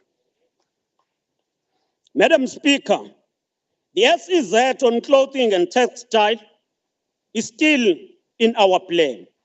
One of the negative impacts of the pandemic was the disruption of our plans to launch this strategic textile and leather SEZ in the province. As announced in our SOPA last year, we remain committed to the establishment of the clothing and textile SEZ in Newcastle and Ladysmith corridor. This plan is gonna get more attention this year. We are pleased to report that KwaZulu-Natal has developed a comprehensive strategy on rural and township economies. Among others, the strategy seeks to ensure long money circulation in townships and rural areas, and to commit government to set aside specific township and rural budget. The township and rural economy revitalization strategy encompasses small town development, village, informal sector in the townships, semi-urban, and in our rural areas. The strategy is anchored on the development of light industries, which include bakery, clothing, fashion design, digital and chemical manufacturing, bulk buying and warehousing, with the aim of reducing input cost for SMMEs. And in this regard, we will take a tour, have road shows from township to township, enlightening people on this rural and township economy and the implementation, especially around issues of bakery, detergent and cleaning chemicals, the bulk buying. All of that will be the programs that benefit the province as a whole. The strategy encourages the reimagining of township and rural economies as vibrant places in which to live and to develop sustainable economies that promote full employment and reduction of inequality. To support rural and township tourism development and growth, the implementation of the strategy will be linked with community tourism organization for route development. Further details on growing the rural and township economy will be provided by MEC for Etia during his budget vote. In our quest to create jobs for the growing number of unemployment among the youth, the Wasulu-Natal provincial government has packaged various mass employment programs. We have identified the following sectors for this initiative: youth in agriculture, in engaging youth in key programs such as high-value horticulture, harvesting, deep tank management, livestock rangers, and multi-planting season. The second is environmental rehabilitation, which will focus on management and cleaning our seas and all beaches, rivers and dam management, recycling, tree planting, and waste to energy initiatives that are being considered. We've already created around 11,000 employment opportunities, and we will want to ramp up this program to employ at least 20,000 this year. Youth in policing. In our endeavor to fight crime in the province, we intend working with the security industry to involve young people in protecting our cities and strategic areas. Youth Ranger program, we intend training young people to use drones at our regional airports such as Mkuze, Ulundi, Ladysmith, and Newcastle as a way of monitoring our parks and to help fight poaching of our wildlife animals. Youth in construction, we are fast-tracking the implementation of various provincial road maintenance and upgrade programs, which will create at least 45,000 job opportunities. We have identified the empowerment opportunities for our people through localization, particularly in subcontracting, building material supply, and labor. And I'm sure when the MEC for Transport speak and present her budget vote, she will also outline the program that we are aiming to introduce to deal with potholes in KwaZulu-Natal. And that will create many jobs for our localities. Unemployed graduates were pleased to announce that the Moses Kotane Institute will employ 1,500 graduates to assist with primary data collection for various researches. We are also working with various municipalities to provide funding for unemployed graduates in the tourism sector. This year, we will fund employment of about 200 graduates across all municipalities, to train as tourism guides. The provincial government has, through the Department of Education, afforded 62,292 as part of the Presidential Employment Initiative. These young men and women are serving as teacher assistants, reading and ICT champions, handymen, and women in our schools. Discussions with the provincial treasury and the national government are underway to invest a minimum of 200 million this year to support the youth employment initiative. Our preliminary assessment shows that if we were to invest this amount in various programs, we will create at least 10,000 jobs for the youth during this 2022-2023 budget year. Madam Speaker, KwaZulu-Natal continues to lead in the implementation of the Extended Public Work Program. The sixth administration has to date created 446,283 work opportunities against a 5-year target of 643,268. In the current financial year, the province created 137,337 work opportunities against the target of 128,699. So we surpassed the target. For the next 2 years, KwaZulu-Natal will increase our EPWP target to at least 300,000, so that we will increase the uptake, and we will do so with urgency, but we want to be clear. The management of these opportunities will be upscaled. While job creation initiatives have been successfully implemented, we must admit that there is a need to ensure proper coordination to maximize intake and to come up with training and exit strategies. The Executive Council has resolved that each department, with the exception of the frontline services departments, will prioritize from their own budget and allocate at least 10 million toward job creation to intensify EPWP and other mass employment programs. This is over and above the already existing interventions by individual departments.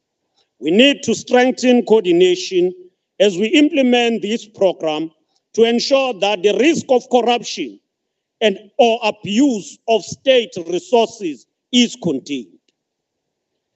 The invasive alien species program demonstrates its impact, and we are working on this to create jobs. So far, we've created 7,725 jobs. We are aiming to increase this to 7,730 for our rural communities. Over the past year, we remodeled poor waste management to stimulate the economy, with 1,000 jobs being created through the Presidential Employment Stimulus Package, which allocated 95 million to the province for the implementation of solid innovative waste management program. This pilot program intends to create 4,400 employment opportunities and support 37 SMMEs. Both Reinkonyeni and Umsunduze have been sampled to participate in the pilot program from January to March 2022. To date, 3,555 beneficiaries have been recruited and activated, and the 37 SMMEs are also receiving support through the National Department of COGTA MISA partnership. Through Zibambele Women Empowerment Program, we've created 41,000 job opportunities. In addition, through the Vukaibambe routine road maintenance program and other capital projects, 5,000 jobs have been created. We are aware that artists have suffered immensely because of the pandemic, and we are responding to this plight. The Kwazulu-Natal Department of Art and Culture implemented Keeping Artists Alive program for cultural and creative practitioners throughout the province.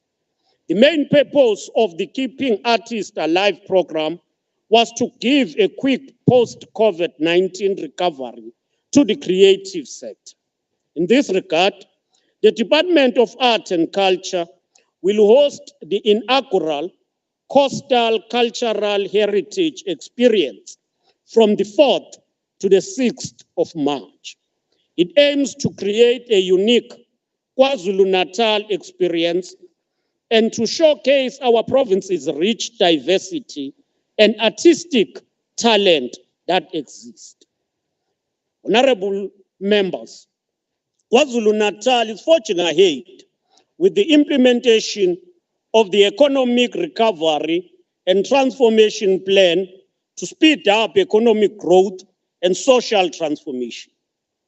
This plan prioritizes sectors such as agriculture, industrial development, health innovation and manufacturing, clothing and textile, creative industry, informal sector, investment and trade, infrastructure development, tourism, fourth industrial revolution, ICT, innovation and finance. In the aftermath of the deadly July unrest and the COVID-19, we embark on the promotion tour of the province to engage with diplomatic communities to assure them of stability of the province and creating a conducive environment for international investment. As part of economic recovery, we have worked closely with the development finance institutions to assist businesses affected by the July 2021 civil unrest. The milestone achieved by the province so far include the Department of Trade, Industry and Competition through the Critical Infrastructure Recovery Program and working with the Industrial Development Corporation as well as the National Empowerment Fund. Together, they have disbursed 2.57 billion to 140 businesses in KwaZulu-Natal. This program retained about 50,000 jobs. The Department of Small Business Development disbursed 109.7 million rand to 111 beneficiaries involved in small businesses in KwaZulu-Natal. Trade and Investment KwaZulu-Natal disbursed 9.3 million to 125 businesses and protected 468 jobs. Sastria disbursed 10.3 billion to affected businesses in KwaZulu-Natal out of a total of 27.5 billion of applications received. The Kwazulu-Natal government, working with national government and the DFIs, are implementing a program to de-risk hotspots such as Moy River and some townships around. As at the end of December 2021, the procurement spent by KZN departments was at 26.32 billion. Of this 10.34 billion is on companies from the province. We want to increase the spend as part of effort to use government procurement to drive the radical economic transformation. We are determined to work with all other spheres of government to give comfort to investors and ensure that there are no hotspots and that Moy River is a safe area to invest in. The Pofana municipality must also benefit from investment in agriculture and agri-hub for agro-processing, as well as the clothing and textile SEZ. Honorable Speaker, for Kwazulu-Natal to realize its goal of being a gateway to the rest of the continent, the overall transport sector needs attention. An integrated road, rail, maritime, and pipeline transportation system is key to drive the economic and social development of the province.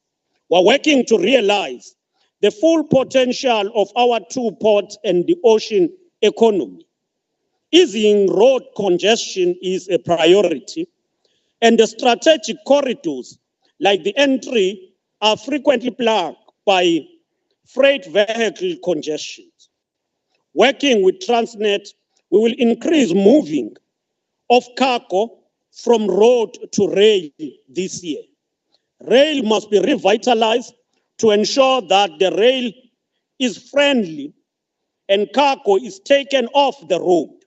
Key infrastructure projects like the link from King Shaka International to Durban and Pietermaritzburg are still in the plan. This project was halted by court challenges, and we hope that the resolution will be found soon. We welcome the return of Qatar Airways and Emirates Airways to Durban, and the recommissioning of South African Airways, which has already bolstered the air transportation and connectivity. AXA continues to be an important and impactful partner in the province. King Shaka International Airport contributes over 1.6 billion in the province's GDP and support over 3,978 jobs. We recently had a fruitful engagement with AXA Company South Africa. AXA has given commitment to partner with us on making the province the preferred tourism destination in our country.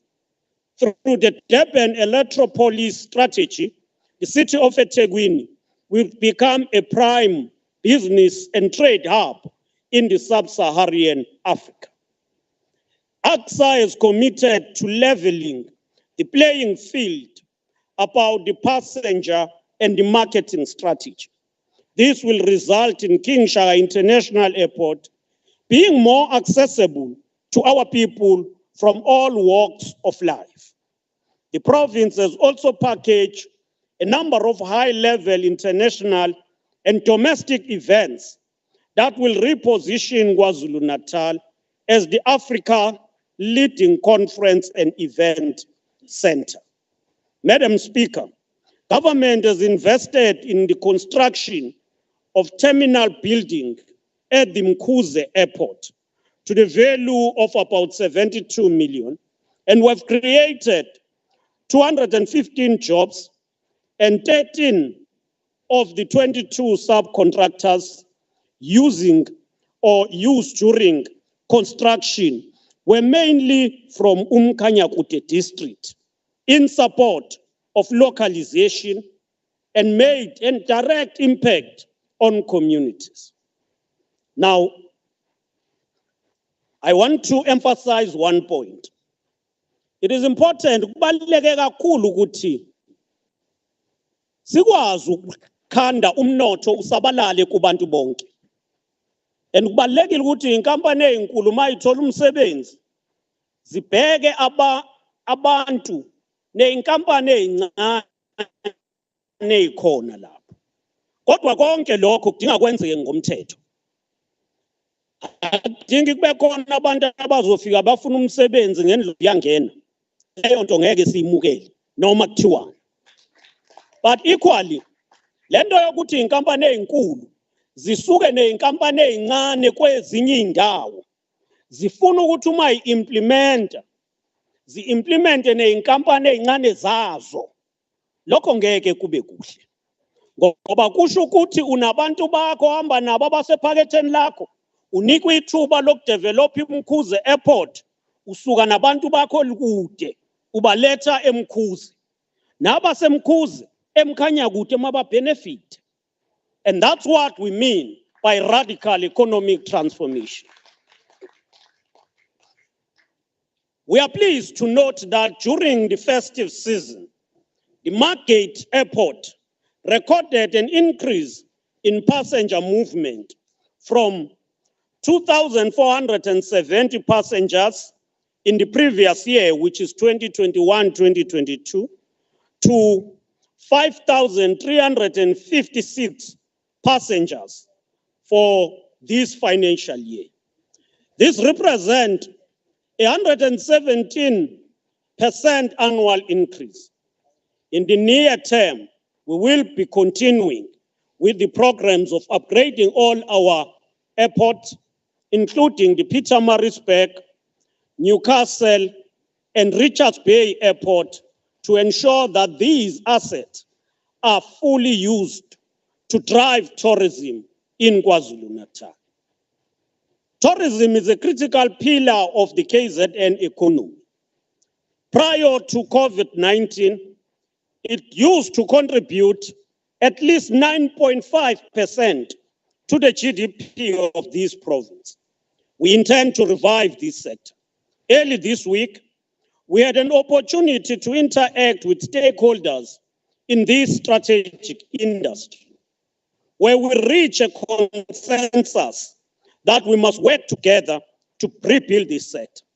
Some of our initiatives to reignite this sector will include intensive marketing of KwaZulu-Natal, support for rural and township tourism organizations, and working with municipalities to improve infrastructure, signage, and connectivity around these areas.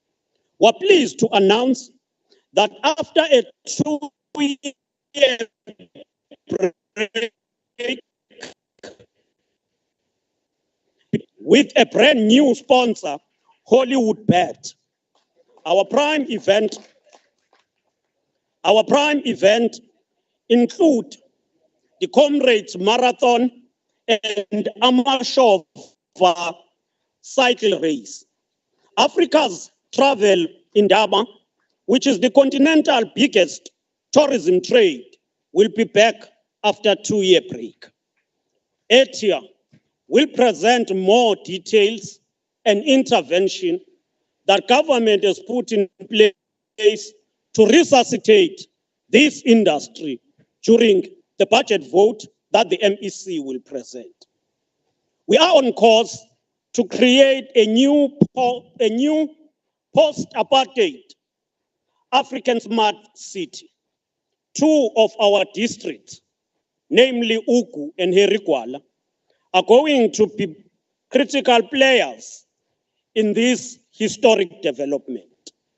The Executive Council has approved the declaration of the earmarked districts as a regional development spatial framework which will provide legal framework for planning, land use, budgeting, and development for the area.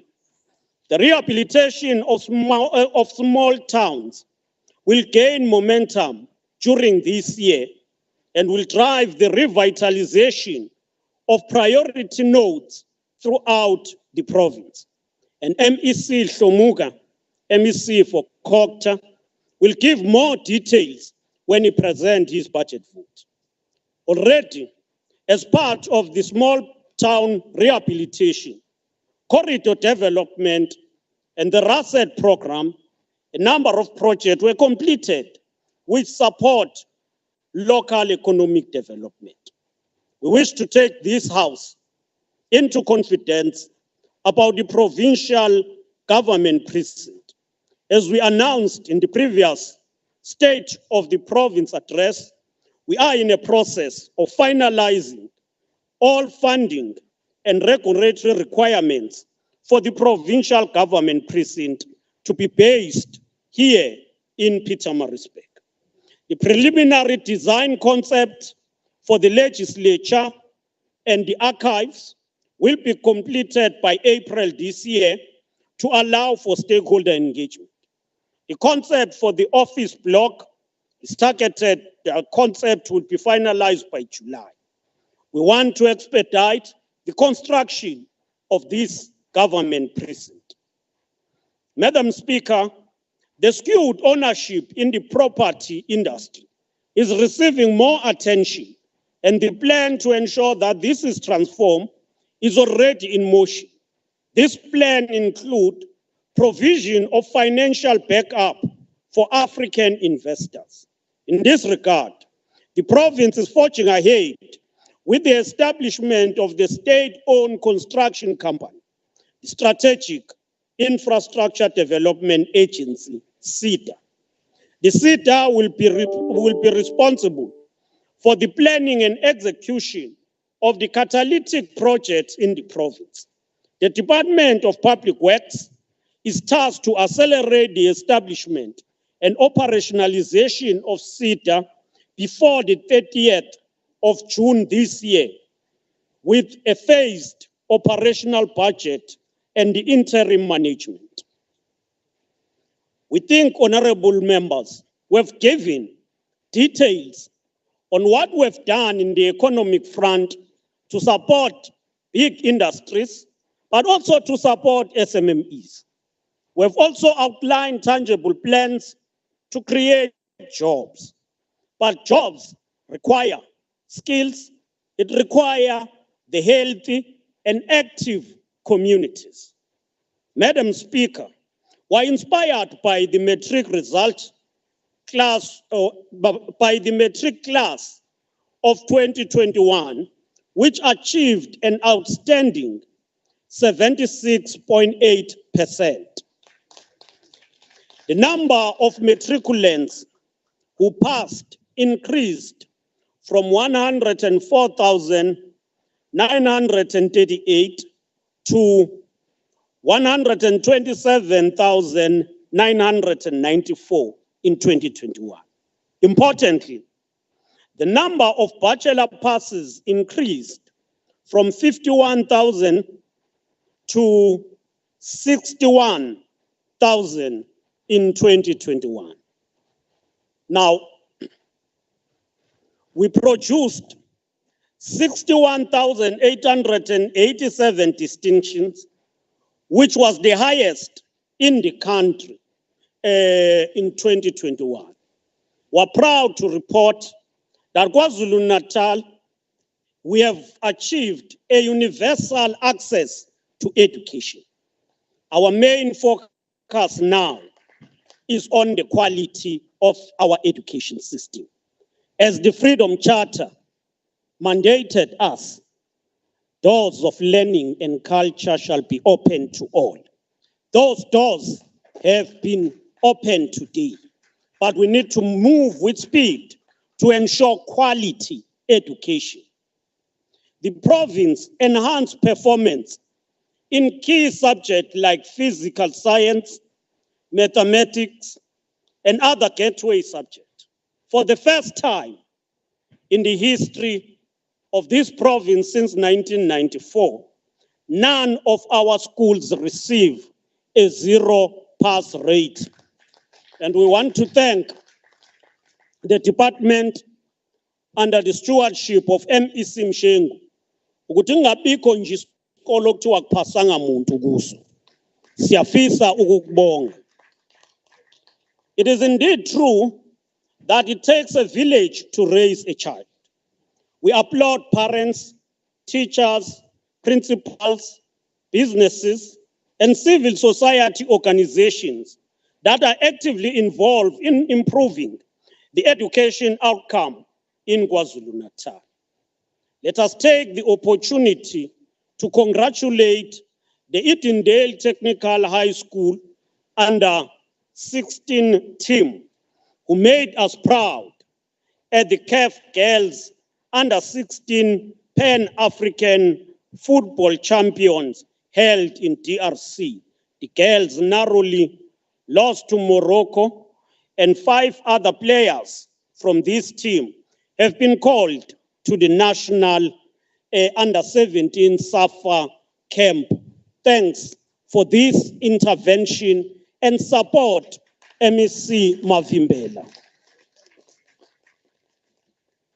Madam Speaker, in all our disagreement as the people of the province, we must never sacrifice the future of our children or gamble with it.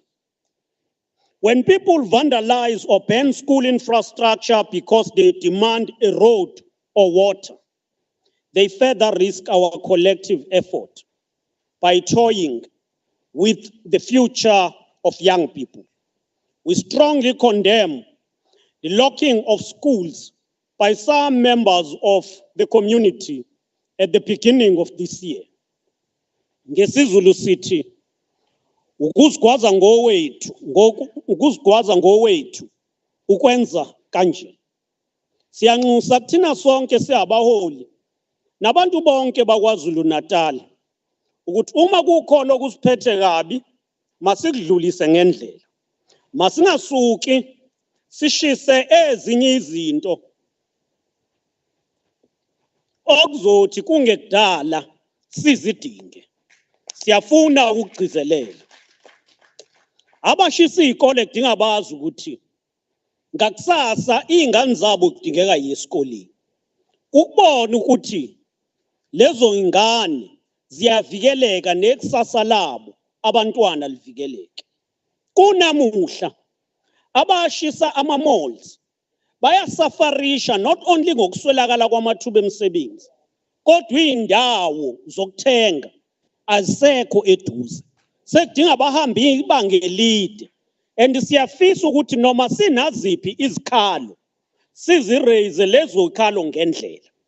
Yingakho futhi through COCTA sizoqinisa i-crack team ukwenza ukuthi abakhalazayo baphendulwe ngokusheshsha. In spite of budgetary constraint, the Department of Education will this year forge ahead with the completion of schools, including the school for autism. This year, the department has set itself the target of eradicating pit latrines toilets at schools and to ensure that all schools have sanitation infrastructure in line with the Department of Education's norms and standards. The department continues to eliminate barriers to learning and meet the needs of all learners. Kwazulu-Natal now has 76 special schools spread across the province. And in 2021, we launched the state-of-the-art Pholela Special School at Hirikwala District at the cost of 220 million. Nabantwana abaphila nokukhubazeka, kumbe abantwana abakhubazekile kudinga sibanakekele, sibanike imfundo, and yikho umnyango ungenelele wenza lokho. Honorable Speaker, KwaZulu-Natal continues its fight to defeat COVID-19. The number of new infections is declining.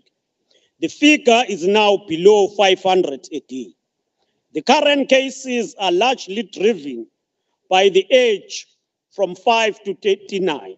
At present, KwaZulu-Natal has vaccinated more than 4.7 million people. KwaZulu-Natal is putting together the building block to achieve universal health care by 2030 through the implementation of the National Health Insurance. As part of the NHI, we are improving and expanding health infrastructure like clinics, hospitals, and enhancing human resource development. As pronounced in the SOPA last year, the opening of the Dr. Philsi Kaseme Memorial Hospital, we can report today that the practical handover is happening in phases and that services have commenced at the facility.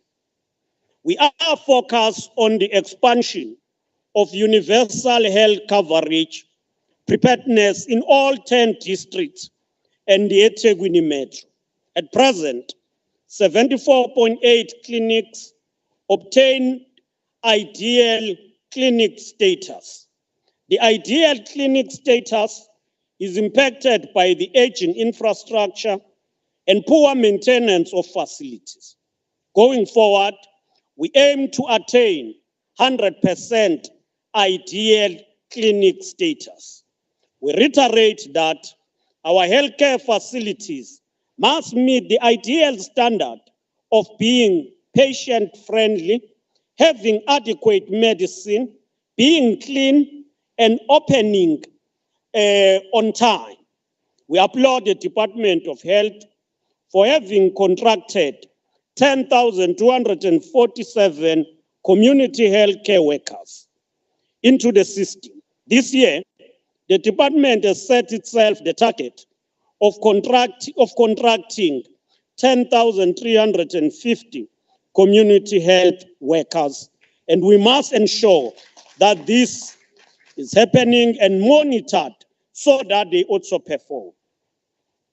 We must turn the corner against the collusion and ensure we defeat diseases. This year, we must turn this corner. We must provide leadership, act with agency, and mobilize society together in improving health outcomes.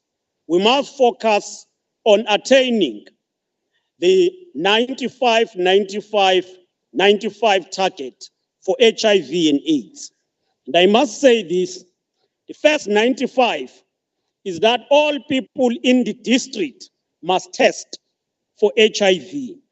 The second 95 is for those who have tested positive. They must be subjected to medication. The third 95 is for those who are on the medication that the virus must be suppressed. And when we speak about the three 95 targets, we refer to that. Catch-up campaigns for immunization will be a priority. Improving sexual and reproductive health programs tailored to the LGBTQI+ communities. Achieving mental health screening rate of 35%. And we are going to focus on mental health. We know that given the impact of COVID-19, the lockdown, number of people are distressed and living with distress. Hence, we will be moving on this. But all of these interventions are quite important. But we must continue to encourage all the people of KwaZulu-Natal to embrace the healthy lifestyle by eating healthy, exercising, avoiding smoking and the abuse of drugs and alcohol. Healthy lifestyle must be promoted. We must also escalate the fight against gender-based violence. Gender-based violence is always perpetrated in a main against women, children. And this is it's a shameful spot on our hard-won freedom and democracy. We honor all citizens, including men, who are standing up against gender-based violence and femicide. The province has approved the 365-day GBV and femicide strategy to eliminate this scourge. Honorable members, since the SOPA last year, we have achieved the following. 165,000 people reached through prevention, education, and awareness programs. And these awareness programs were led by MEC for Social Development, MEC course. GBVF Rapid Response Team have been established in all 11 districts. 2 white door centers of hope were established at Umgungundlovu. Honorable members, we were unable to set up subsistence abuse treatment centers in the Ilembe and Ugu district due to reprioritization of funds to focus on COVID-19. The process has been resuscitated and it is currently at the planning stage. Research recently conducted by the Department of Social Development point to the need to attend to the anger amongst the men. The research look at why they are possibly angry and the need to ensure that these men must undergo public engagement and healing. The title is Kungani abantu besilisa becasukile or bediniwe. The provincial government will strengthen campaigns with civil society such as Sukuma Ndoda Sakhe and others to encourage dialogue among men and to raise boys to become responsible. We welcome the 3 new pieces of legislation signed in January aimed at strengthening effort to end gender-based violence. The amendment of criminal law for sexual offenses and related matters, the Criminal and Related Matters Amendment Act, and the Domestic Violence Amendment Act. These will assist and help also SAPS in responding to GBVF. Social cohesion and national building remain key and a backbone for a prosperous society.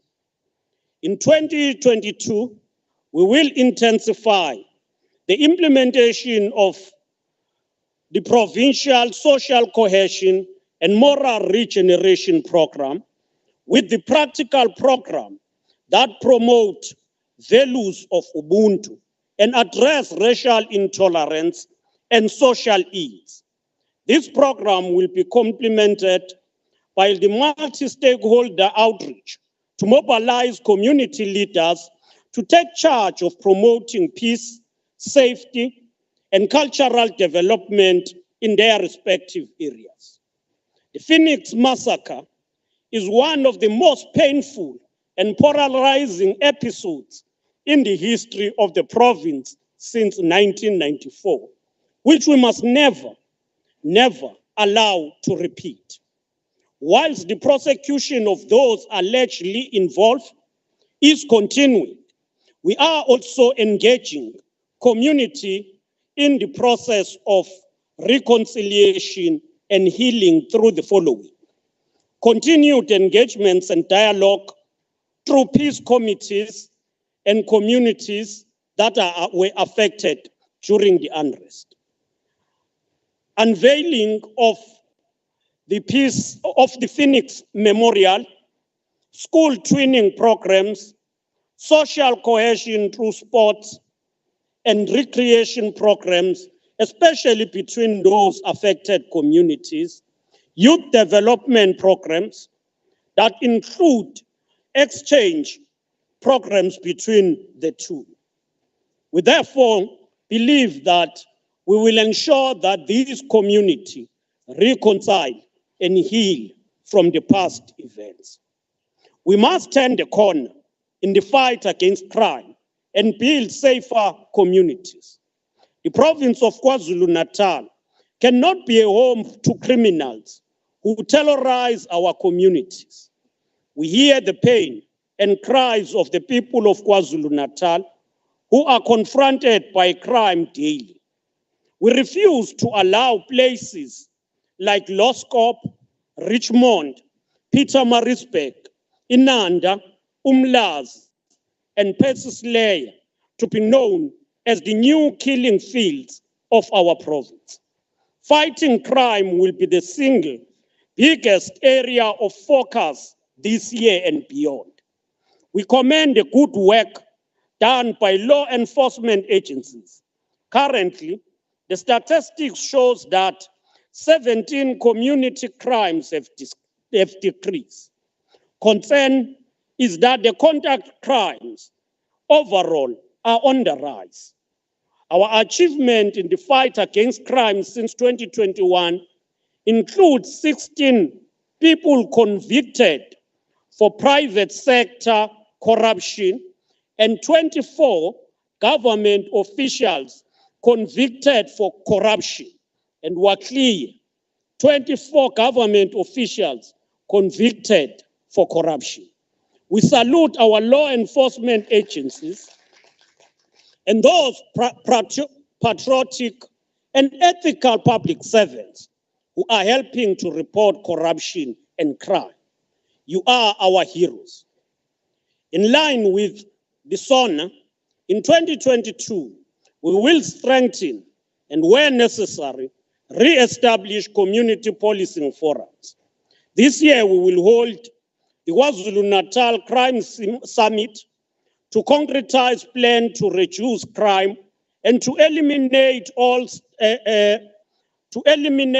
criminal activities and further mobilize stakeholders in the fight against crime. We are concerned about the number of parolees that are implicated in the crime. We will partner with correctional service in crime prevention effort. We call on law enforcement agencies to pay attention to maverick security companies involved in serious crimes, as evidenced during the July unrest and the recent incidents. The crime wave is fueled by illegal weapons and drugs. We will intensify effort to stop the proliferation of illegal firearms, drugs, and fraudulent gun licenses. Our province will embark on a major initiative to reclaim our streets, our towns and villages from armed and dangerous criminals. And the businesses that do not comply with South African laws will be closed. Madam Speaker, provincial government is seized with the task of eliminating the scourge of murder of izinduna, amakhosi, and councillors in the province. Excellent work is being done to crack these cases and bring perpetrators to books.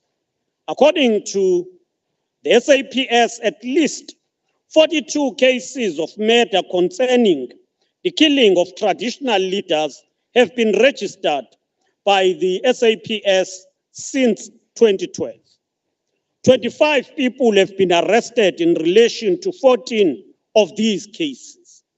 We also regard the murder of councillors as an attack on our democracy, an attempt to subvert the will of the people.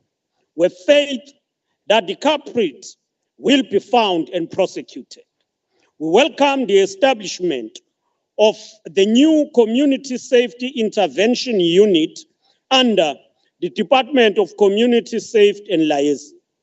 This unit will work with law enforcement agencies dealing with specific challenges relating to the security situation in communities. We commend the increase in invisible policing at 180 police stations with a serious focus on the high crime stations. We are implementing the KZN safety strategy, the Safer Cities framework, strengthening monitoring and evaluation of police stations and services, and firming up community partnership. To improve school safety, we continue to establish school safety committees and link schools with police stations. We have set specific targets on the reduction of crime against women, children, and human trafficking. The Community Safety and Liaison will continue to monitor the functioning of police and enhance community participation, including through the programs such as Sports Against Crime and the program on rural safety and border control. As the province, we are also concerned about the living standard of farm workers and farm dwellers. We value the right and dignity of all people. It is unfortunate that in various parts of the province, people who live in farming communities are subjected to appalling conditions and their rights are trampled upon. To address this plight of communities living on the farms, the provincial government established a ministerial subcommittee on land reform and agrarian transformation. And this committee is led by MEC for Agriculture and Rural Development, MEC Mloyi. A comprehensive program is being undertaken, which include access to residential and farming land, access to basic services, protection of farm workers' rights, and dealing with tensions and allegations arising from land restitution. We want to affirm ukuthi usizi labantu basemaplazini kungaba abantu baseNomandini noma abantu basenkunzana, lolo siza abaphila ngaphansi kwalo angeke sabayekelela. Sihambele silidwa MEC Mloyi, sihambele zonke lezi ndawo nezinye ebesingakafiki kuzo sibikelwe ngazo. Sizoqinisekisa ukuthi siyadila nezimo abaphila ngaphansi kwazo. Siyabonga ukuthi through lokhu kungenelela kwethu khona abantu ebebengenagesi kulezi ndawo esebeqalile ukuconnectelwa ugesi. But equally, as the provincial government, we stand firm against the killings of farmers that are affecting communities in these areas. This ministerial committee will also engage affected communities and further ensure that police investigate these cases with seriousness. The sixth administration in the province identified water as a pressing challenge facing communities and businesses in this province. We welcome the fact that since 1994, the democratic government has increased access to water for the entire population to over 80% in Kwazulu-Natal. In spite of this remarkable progress, our province is experiencing regression, which manifests itself through infrastructure collapse, water leaks, and vandalism. Madam Speaker, in response to these challenges, we have developed and presented the KZN Provincial Water Master Plan as a blueprint to turn the corner out of this challenge. The plan articulates our commitment to building better communities through water delivery that is clean and reliable. It rests on three pillars. One, resource planning.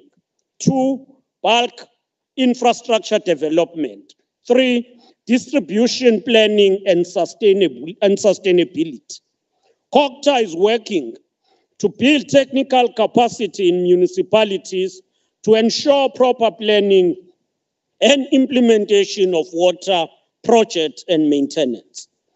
This approach includes strengthening the provincial crack team that will delve into specific challenges per area and work with districts to address those challenges.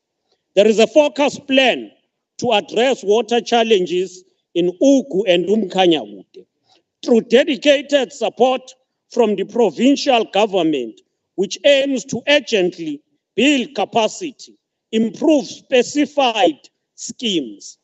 In Ugu, we've set a plan with timelines that include refurbishment of key critical water works to be completed by June 2022 and others by October 2022. An interministerial committee supported by a strong task team meets weekly as part of the war room on dealing with the issue of water. Ultimately, we expect the district council to play their role in such critical and to draft their own turnaround strategies in respect of water provision to residents all over the province. The Metro, eThekwini Metro, under the leadership of his worship, the mayor, Kaunda, is playing a role and paying particular attention to building its capacity to ensure an uninterrupted provision of water through upgrading their infrastructure. Considerable work to improve water security is underway, as we saw with the delivery of the bulk Umshwati bulk water scheme at the cost of 500 million. We welcome the announcement yesterday by the Minister of Finance in his budget speech that an amount totaling to 830 million is committed to Umngeni Water for implementation of Umkomazi water scheme. This project will go a long way in addressing challenges in the water-stressed Ugu district. The province will embark on Operation Mbo to intervene in areas with dire needs for service delivery. We will see all departments identifying and following up on projects that will make meaningful impact in the lives of people within a short space of time. Among priority districts will be Umkhanyakude, followed by other districts aimed at delivering projects to address the plight of these communities.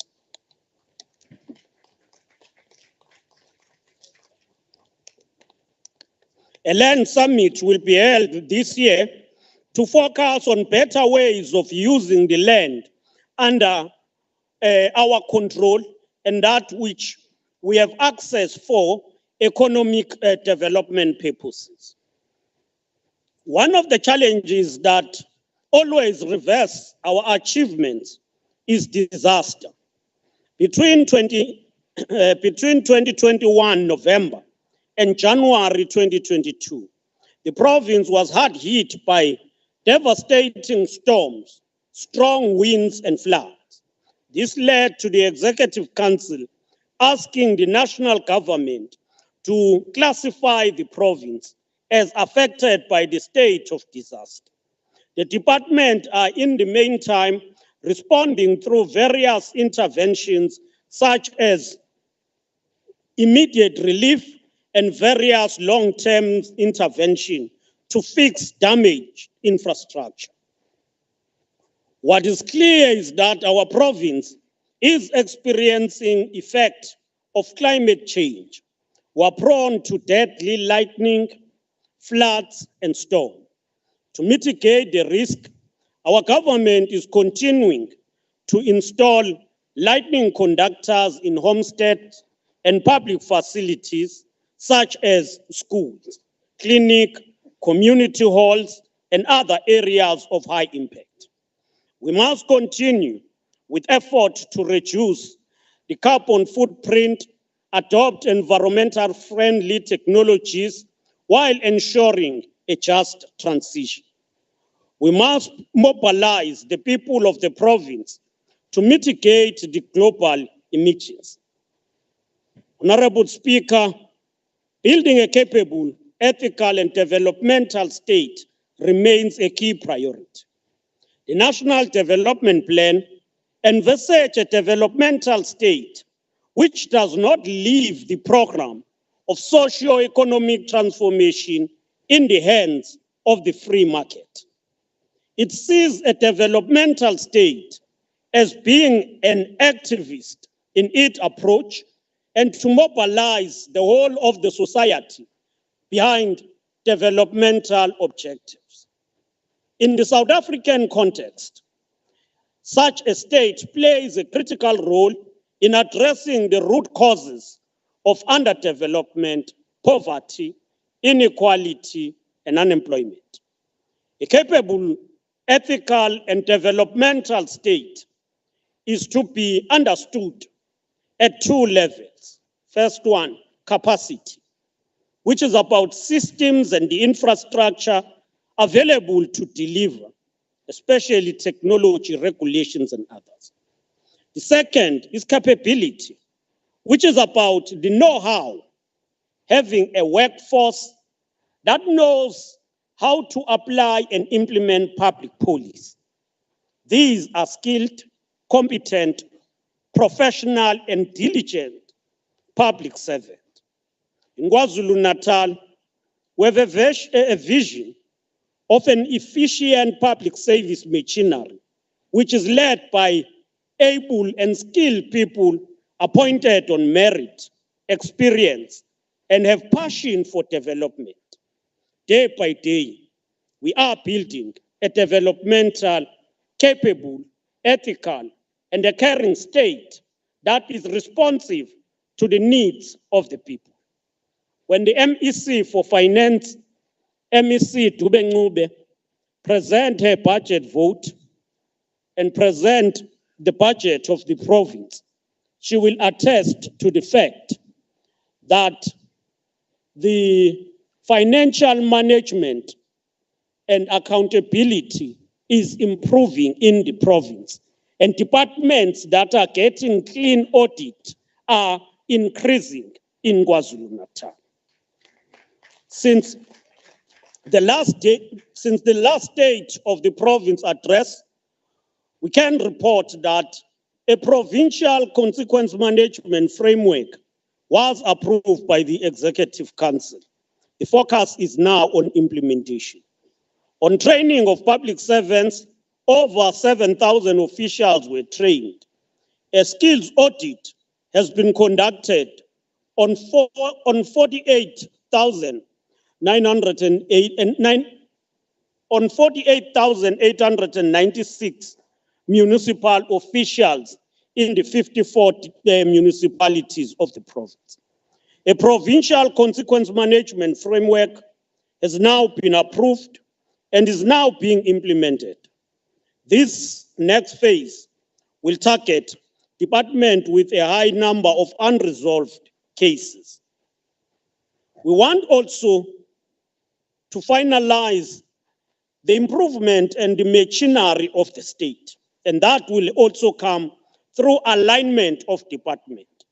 Madam Speaker, we're pleased to report that with effect from the 1st of April 2022, the Department of Sports and Recreation and the Department of Art and Culture will be finally merged into a single department to be known as KwaZulu-Natal Department of Sports, Art and Culture.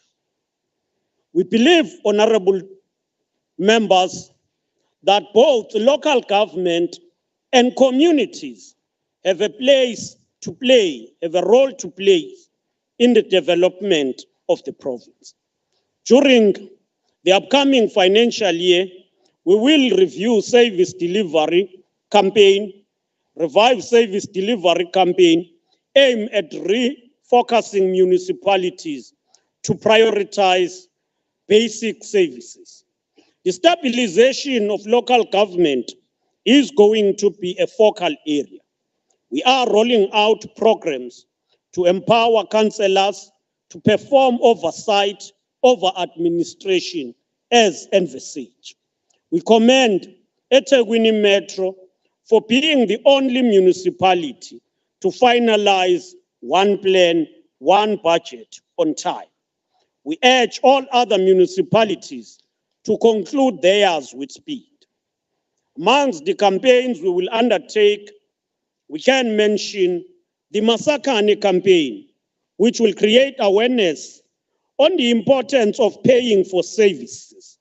This is an area that has been found in the municipal assessment as a major crippling factor to municipalities.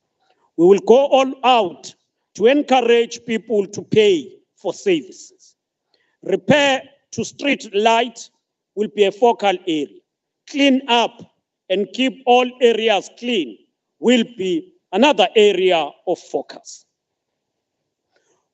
We wish to take this opportunity to call on every person in KwaZulu-Natal to be counted during this census. Census is important. Let us get counted.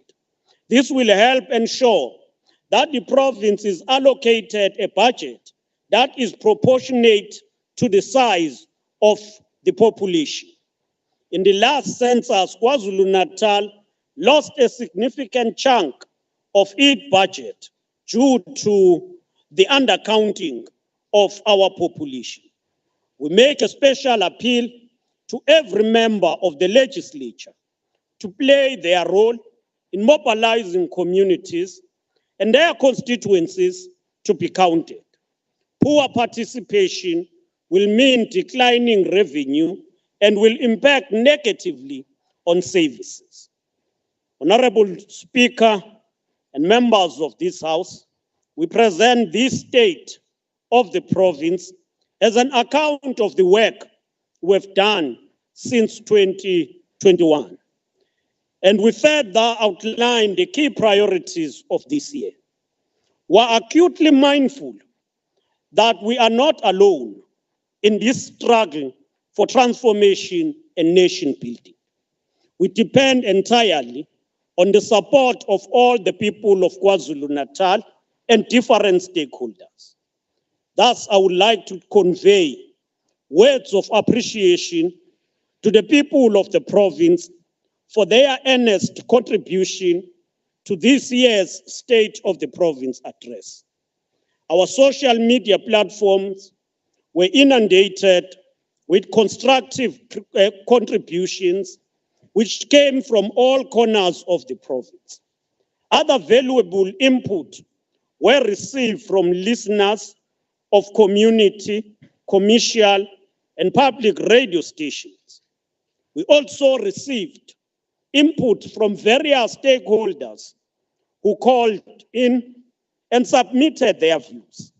All of these contributions share one perspective, and that is the perspective of growing KwaZulu-Natal together. We appreciate your input, and we are emboldened that we are really at a turning point of our economic recovery and growth, as well as heightened service delivery to the people of KwaZulu-Natal. We thank, and we are saying thanks to the many dedicated public servants who put our people first and serve them with respect and enthusiasm. To my colleagues in the Provincial Executive Council, thank you for always being there as we travel the province in the quest to deliver basic services to the people of KwaZulu-Natal in the midst of many difficulties. We would have not transcended the challenges had we not been united in our resolve not to fail our people. Allow me to pay tribute to our activist legislature and all political parties represented in this House for their patriotism and never failing to hold the Provincial Executive Council accountable.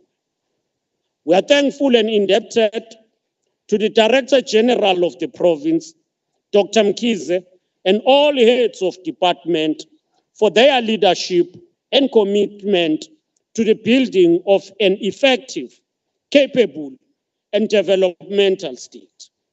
I salute the revolutionary guidance and support always provided to us by our glorious liberation movement of the people of South Africa, the African National Congress. Indeed,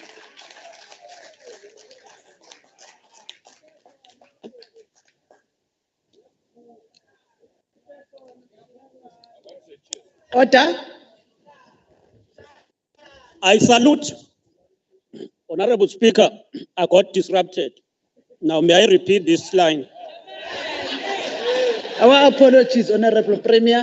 Honorable members, don't disrupt the Honorable Premier on the podium. You may continue. Thank you. Salute the guidance and support always provided to us by the glorious liberation movement of the people of South Africa, the African National Congress. Indeed, my utmost conviction is that the National Democratic Revolution will triumph. And day by day, we are progressing to achieve a truly united, non-racial, non-sexist, equal and prosperous society.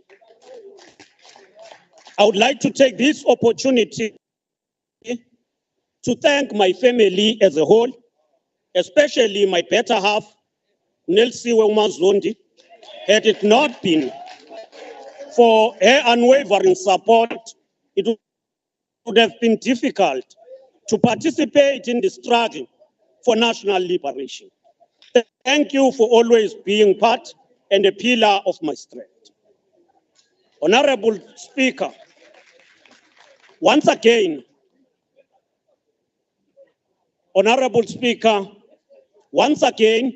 we pledge ourselves as the Executive Council to serve and lead the struggle for the creation of a better life for all. We call on all people to join us as we turn the tide against contemporary challenges that hinders progress. Building on resilience of the people of Kwazulu-Natal, let us turn the corner. Job creation and sustainable growth. Let us all turn the tide toward accelerated service delivery so that we reach the turning point of investment growth and economic prosperity for our beloved province. Honorable members, the many ideas and strategies to take our province forward, some are not entirely new. What is new is the energy and vitality. We must now invest in these plans. This is not time to lament, but it is time to act and be decisive.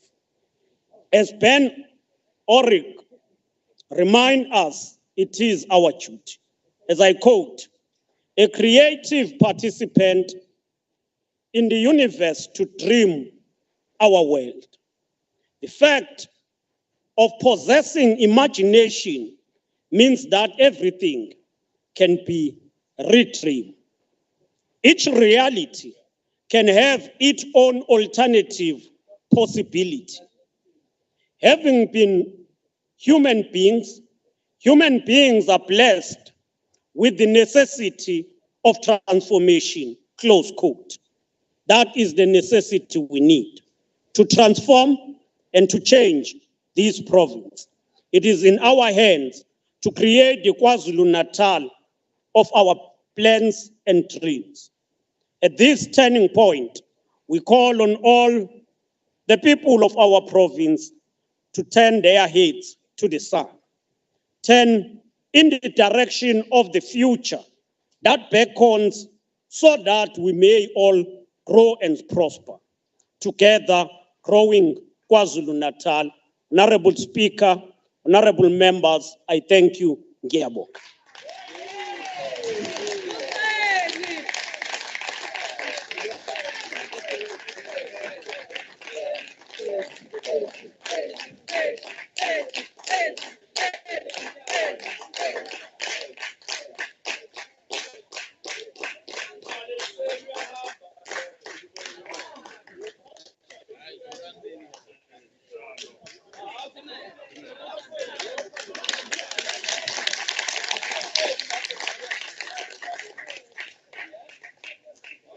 Order. Order. Honorable Premier Khuzeni, we thank you for the State of the Province address that you have just delivered. Earlier on, we announced that the photo session will take place now. We're giving the colleagues from the media their 5 minutes to take photos. Niyawazi ke 5 minutes ngowelami watch.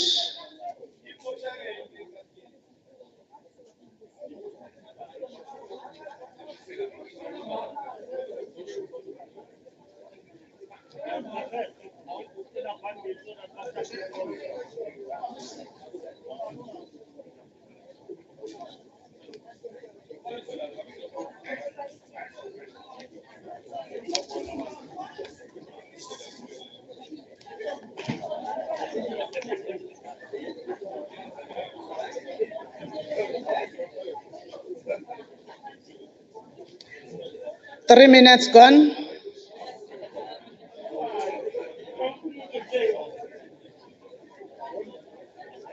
It's my watch.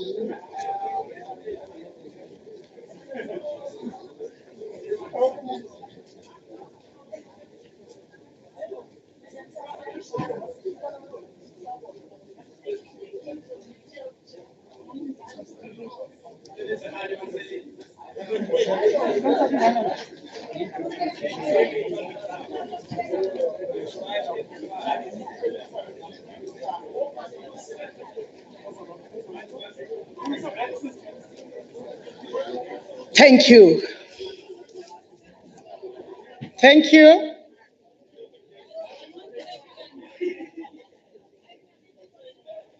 I am sure, Mr. Kenam, you are assisting me after I've thanked the colleagues from the media. Thank you.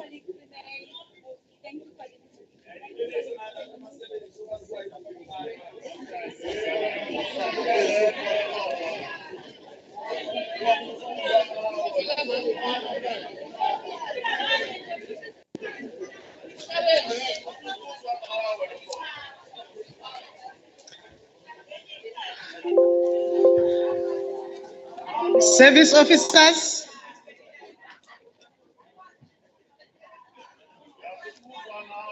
Order. I now call upon the Secretary of the Legislature to take us through the announcements.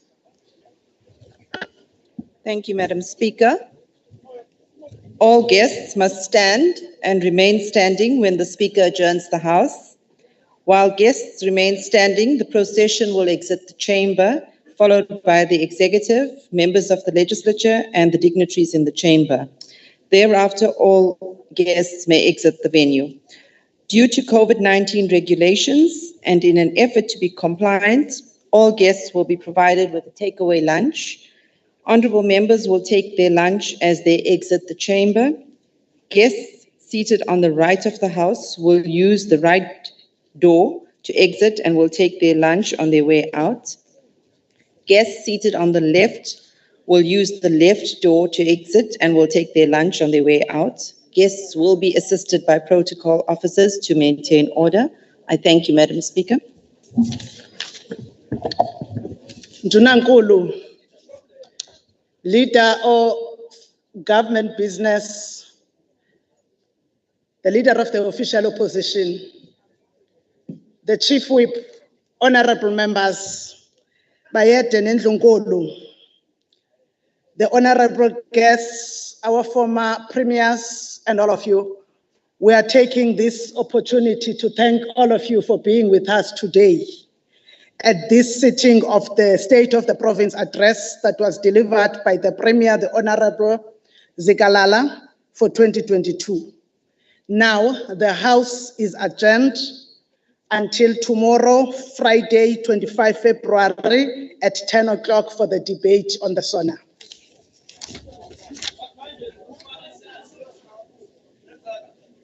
Order, Madam Speaker.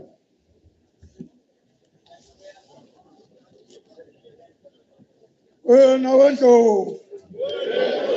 Wena wendlovu. Ethe. Awesilela ngoba lapho nganamunga.